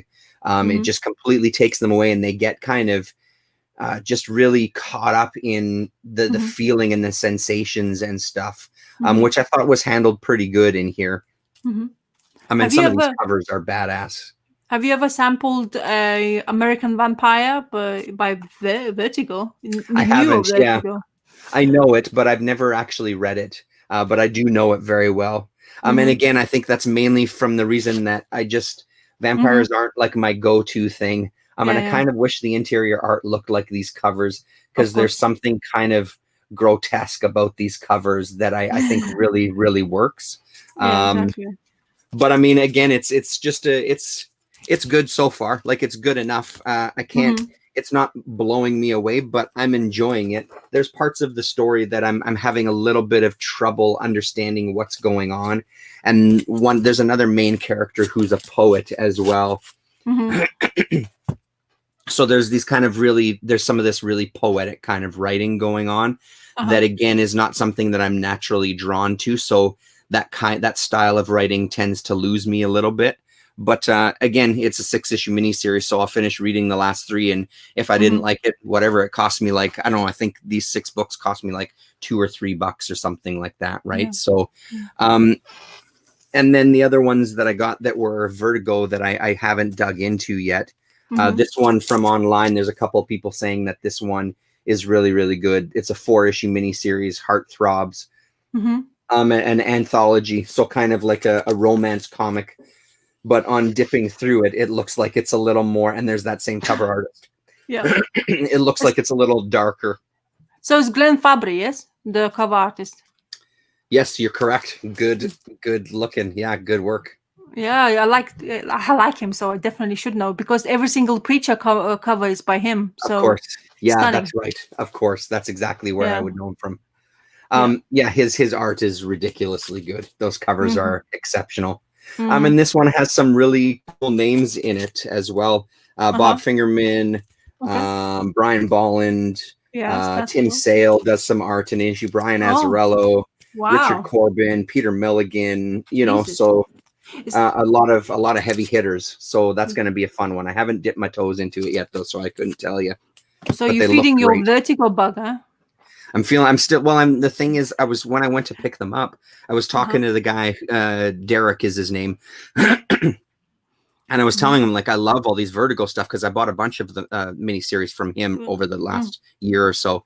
And he's like, well, I mean, one of the collections I bought recently, he's like, I think he said it's like 5,000 books. He said there's probably like 35% of it that's Vertigo stuff.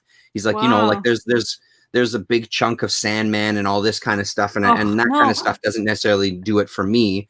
And he knows the price of things. So I'm sure he's got people lined up, right? But there's a lot. I said, anytime you come across Vertigo and it's these miniseries, please give me a heads up, because I'll take them off your hands. Because he's saying that when he buys these collections, he's like, I look at Vertigo online and I can't really find much information about it. People aren't really buying them. They're not really worth anything. So he's like, if you want them, I'll gladly sell them to you, because otherwise it's just stock that he's sitting on that he can't move, right? And I'm absolutely on board if he wants to pass on any Vertigo titles. And then the final one for Vertigo that I got is this Proposition Player. And I don't know anything about it. And it's a 6-issue, but it's Willingham and Gwinnen. Yeah. So Willingham. It's the minute you say that it's Fables. Fables, right? Yeah, exactly. Yeah. So this, I don't know. I'm sure it'll be great though. So this is from 2000, so 1999 and 2000. So a little bit out of what would be my golden era of Vertigo, but again, it's Vertigo and it's a 6-issue series. So man, give it to me. I'm all about nice cover. I like this one here. No, yeah, exactly. Yeah. So that's pretty cool. Just Vertigo, man. I could just convert my collection into Vertigo and I'd be more than happy, or a chunk of my collection into Vertigo and I'd be ecstatic about it. And one of the other things that he had that I couldn't pass up, I gave Adam an issue of this so long ago. He had 4 issues of Space Beaver, and I just couldn't pass it up because it was next to nothing. He only had 4 of the issues. I think, believe it or not, it went like 12 issues or something. It's a heavy duty, like Miami Vice type of vibe to it. The main character wears the shades. And just like the logo itself is unbelievable. And I mean, I was flipping through. So this story is, and I just started laughing out loud. Like, this is the level of what this story is going to be. I'm a killer. It's my job. So this is the issue where we're gonna look at like the hitman, who's coming to get Space Beaver. And spoiler alert for those of you who don't want spoilers, it comes to. Oh my God. It comes to the last pages where they're having their fight and stuff. Whoa, and I'm assuming that the whole monologue, it's an entire monologue through the whole issue. And he's kind of like, he's out cold. I find my crossbow. I prepare to earn my money. All I have to do is pull the trigger and make $1 million. And that's what this is all for, the money. And then you see the final one, he pulls the trigger. And then you turn the page for the big reveal. and he says, "But money isn't everything," and he shoots like past him and kind of shoots into the tree and walks off into the woods. So this is the level of what it is. But I mean, I knew that. I know that fully going into this. I know exactly what this is going to be, and I can't not pass it up. And this one has some pinups and stuff too of some of the characters, and it's so ridiculous. And the one cover, there's our bad guy there again. Stinger is his name, Stinger. And there's letters pages too, which I'm super fantastic too. I'm really excited to look through to see what people were saying when this was coming out. And the one issue that I don't have because I passed it off to Adam.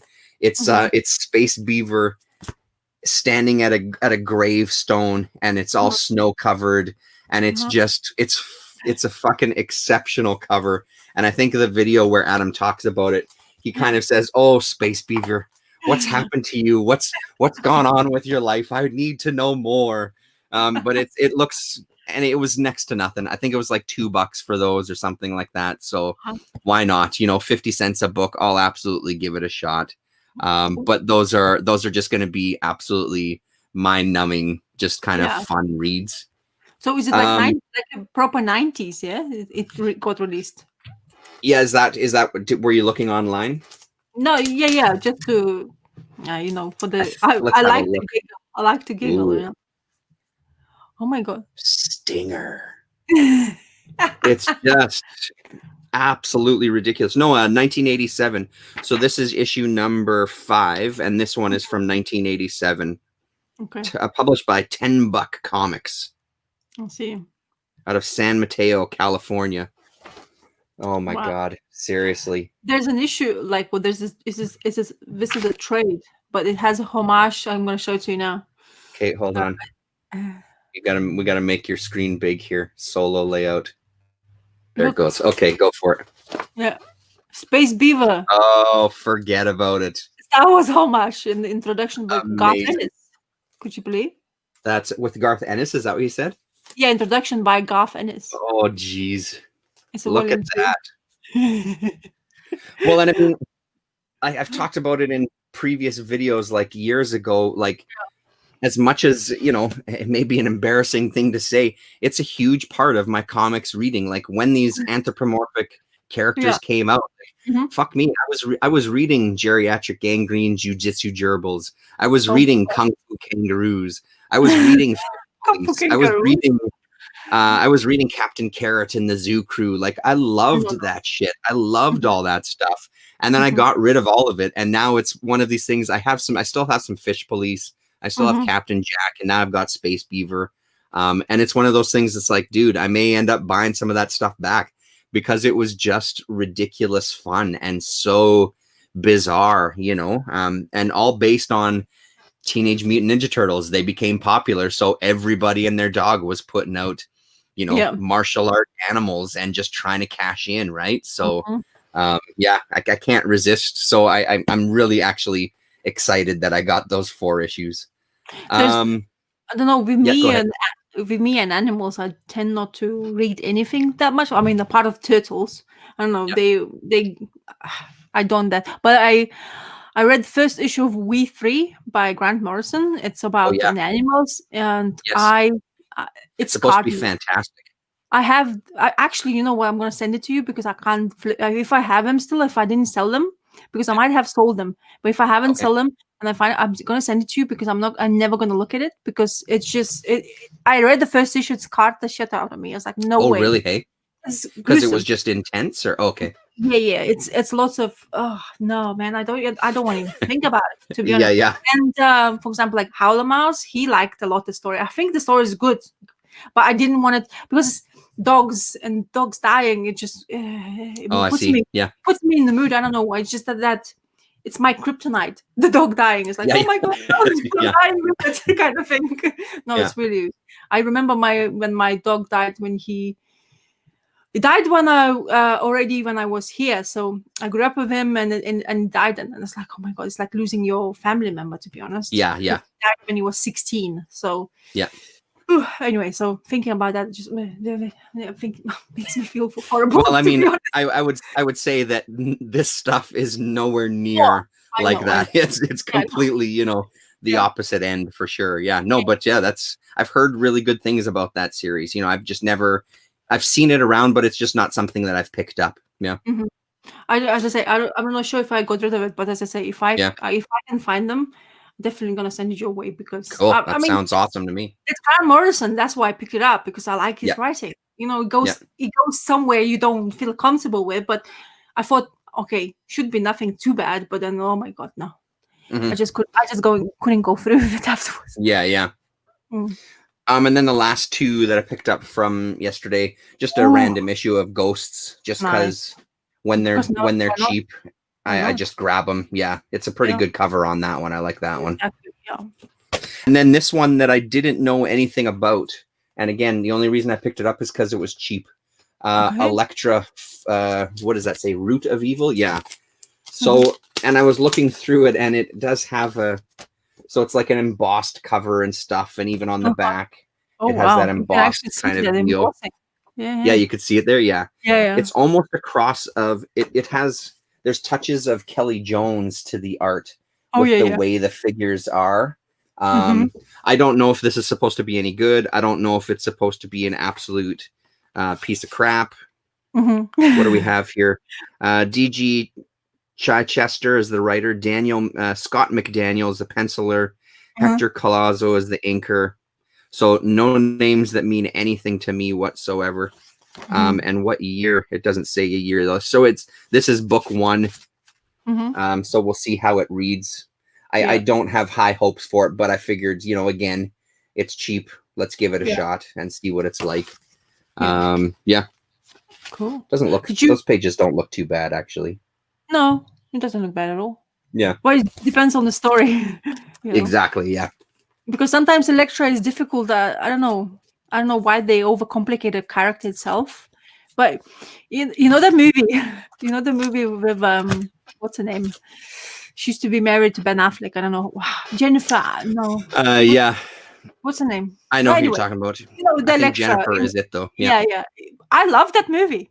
I actually could rewatch it again. I enjoyed the way she was portrayed by her. To be honest, as an actress, I don't mind her. But I read a couple of the stories of Elektra itself. I felt like it's plain. It needs to be a bit more complicated for me. It's too. I don't know. They don't give the character in depth enough. What I've read so far of her, some of the stories you read with them in Daredevil, with her involved, especially the ones by what's his name again, Frank. Yeah, there you go. Sorry, it's halfway through. I'm halfway through. Anyway, so it's great so far with the stories he was managed to portray, but later on, if you start reading later on stuff and she gets involved, it's okay, kind of nothing overly involved. There was a Mike Del Mundo drawn Elektra series that was really, really great a number of years ago now. I think it might have been a dozen issues. I don't know how many issues. I thought it was really good. Because you were picking up and you were reading with your son, isn't it? Yeah, that's right. Okay. Well, if I'm ever gonna find something like that, definitely, because every single time I see the Elektra stuff, whatever I have not seen, I usually pick it up because of part of the Devil lore. So I am interested. Oh yeah, and stuff. Paulo, I think you're 100% right, and I need to read that. He's saying that he has a Disney series that he thinks that I'd like. Phantomius, a Duck Avenger prequel inspired by Phantomas. It's set in the 1920s. Phantomas, that sounds incredible. So Phantomas, I think I've talked about it on the channel before, and I know that Gore Vidal has an Italian kind of comic book series character. But oh man, I've got to look for that one, Paulo. Yeah.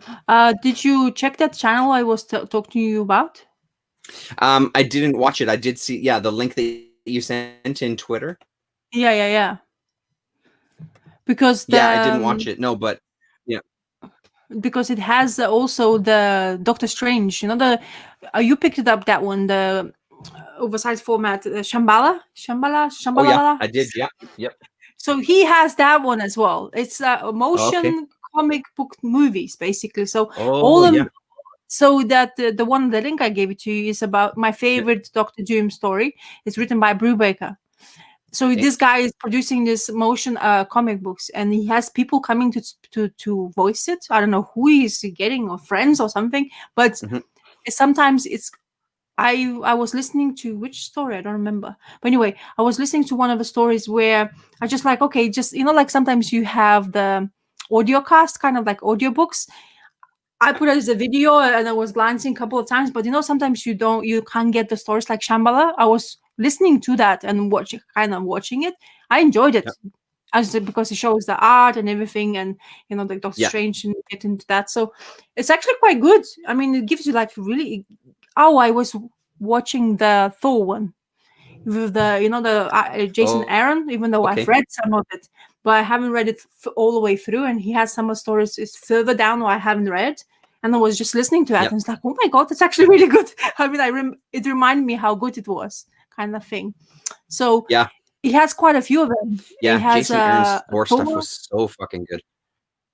Yeah, he has Thor. He has Venom, like newer Venom. He has like older, like Batman as well. Like stories. Then I motion animated afterwards. Like I said, Doctor Strange, couple of them, which is I like that because if I don't have to read it and somebody's kind of basically reading the story to me with the motion, I'm interested.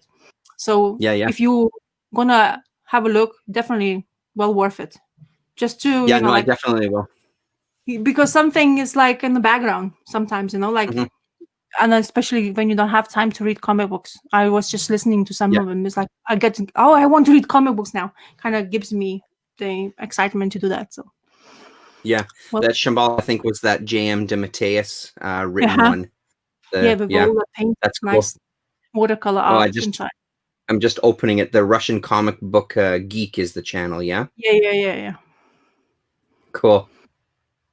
It's nice. And I see that he's got people listed doing the voices. That's very cool. Whoops.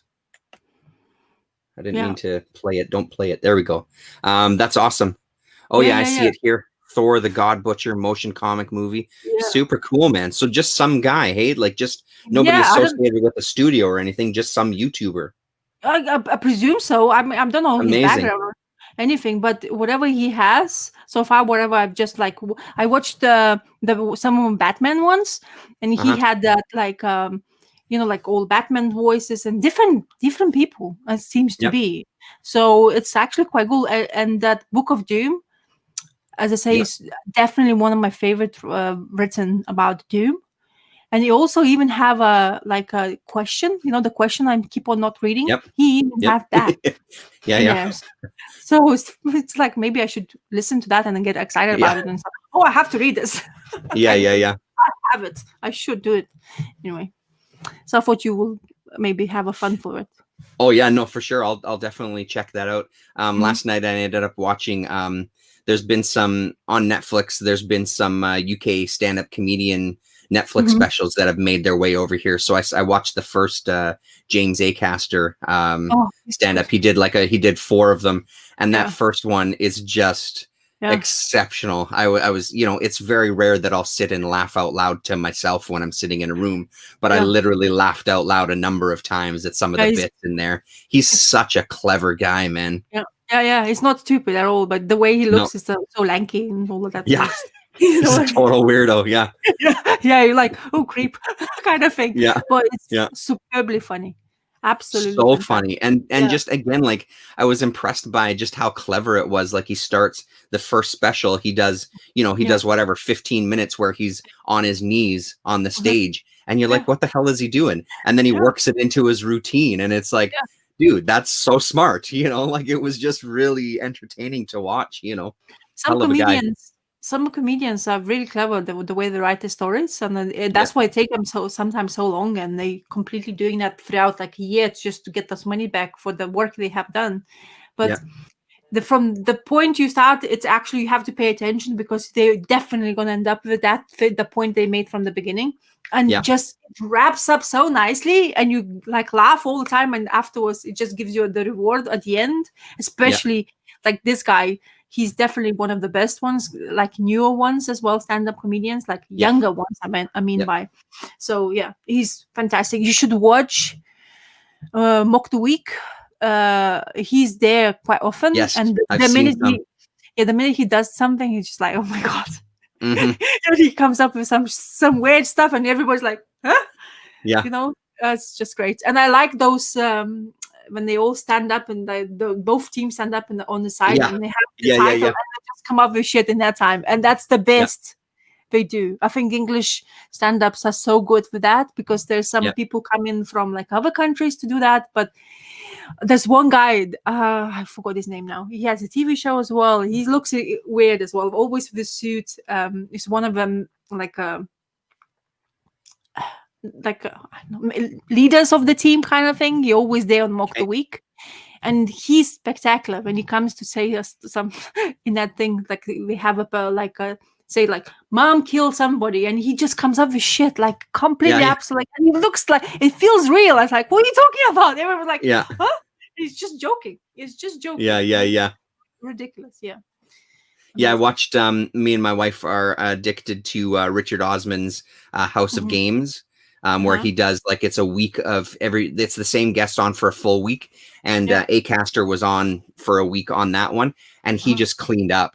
Like the thing that I'm also finding about some of the stand-up comedians, specifically the British ones, there's an intelligence there, and there's like this there's some exceptional thing going on in their brain, however their brain is firing, because he just like, there was episodes where he just mopped the floor with the other contestants, right? And he's just he's on it, man. And so I've started listening to, he does like a podcast and stuff about food.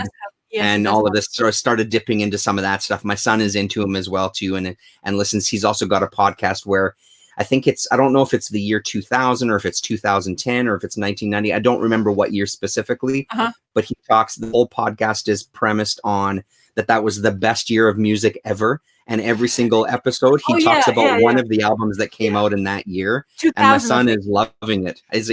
And my son is loving it. So he's asked for one of his books for Christmas that we're gonna get him to. So great. It's he's hell of a guy though. They usually come up with a book or like a special DVD or something like that. They usually do that. But I think as the competition of stand-up in Britain in itself, you have to step up to do that kind of, like you say, clever things. I mean, they work their ass off just to be somewhere, because there's so much competition to do that, because there's so many comedians now, and there's always new ones coming out. So many. Yeah, because you have those like really famous in Edinburgh, the Fringe, I think is called, like where they come for like before COVID started, of course, but they for like 4 days straight. They have this like special where every single one goes there, and the new ones, fresh blood goes in there, and that's how they be seen, like by people. And that's where they get the fame, and then you see those A-casters coming in, just do whatever the hell they want, and it's superb as a stand. Definitely, it's just the awkwardness of him and the way he portrays the character, like himself as a character in a way, kind of thing, But you hear interviews, and it's kind of similar to whatever he showed you. Totally. Yeah. So he seems like he's mildly autistic. Like he really seems like he's, and that season that he did of when he was one of the guests on Alex Horn's Taskmaster. That series with Acaster and that team, that was hands down the best Taskmaster series I've seen so far. And I've seen like 8 series of it or whatever. I absolutely loved it, because that team, their interactions, the way they interacted with each other, and the weirdness of some of the guests, because I think that was also the series that Phil Wang was on. And it's just, and Phil Wang with his what was supposed to be a Bruce Lee onesie, where you could just see his package the entire time, was just hysterical every single time that it was on the screen. But just really, it's clever shit. And I'm really glad to see that. The one thing that you said also, that there's so many stand-up comedians. I can't deal with stand-up comedians for the most part. They drive me fucking crazy, because it's, a lot of the premises are like, hey, or at least North American, white people order food like this, black people order food. It's just this nonsense that's just like, shut the fuck up. So it's really nice that we're getting to see some more like UK stuff and from other places showing up on our Netflix, so we can see a little difference. It's really nice. Stand-up comedy is super tough, man. I can't even imagine how difficult that would be.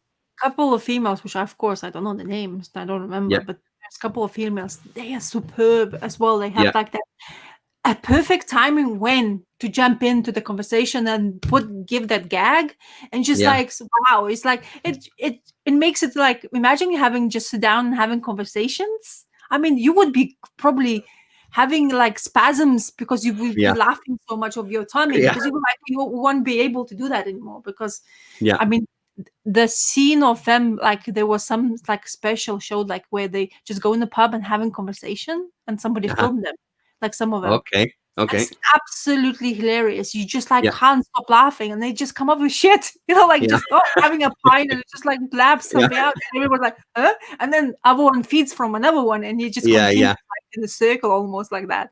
But they don't do that often. Unfortunately, I think that would be a perfect show. Just give them, there's get them hammered.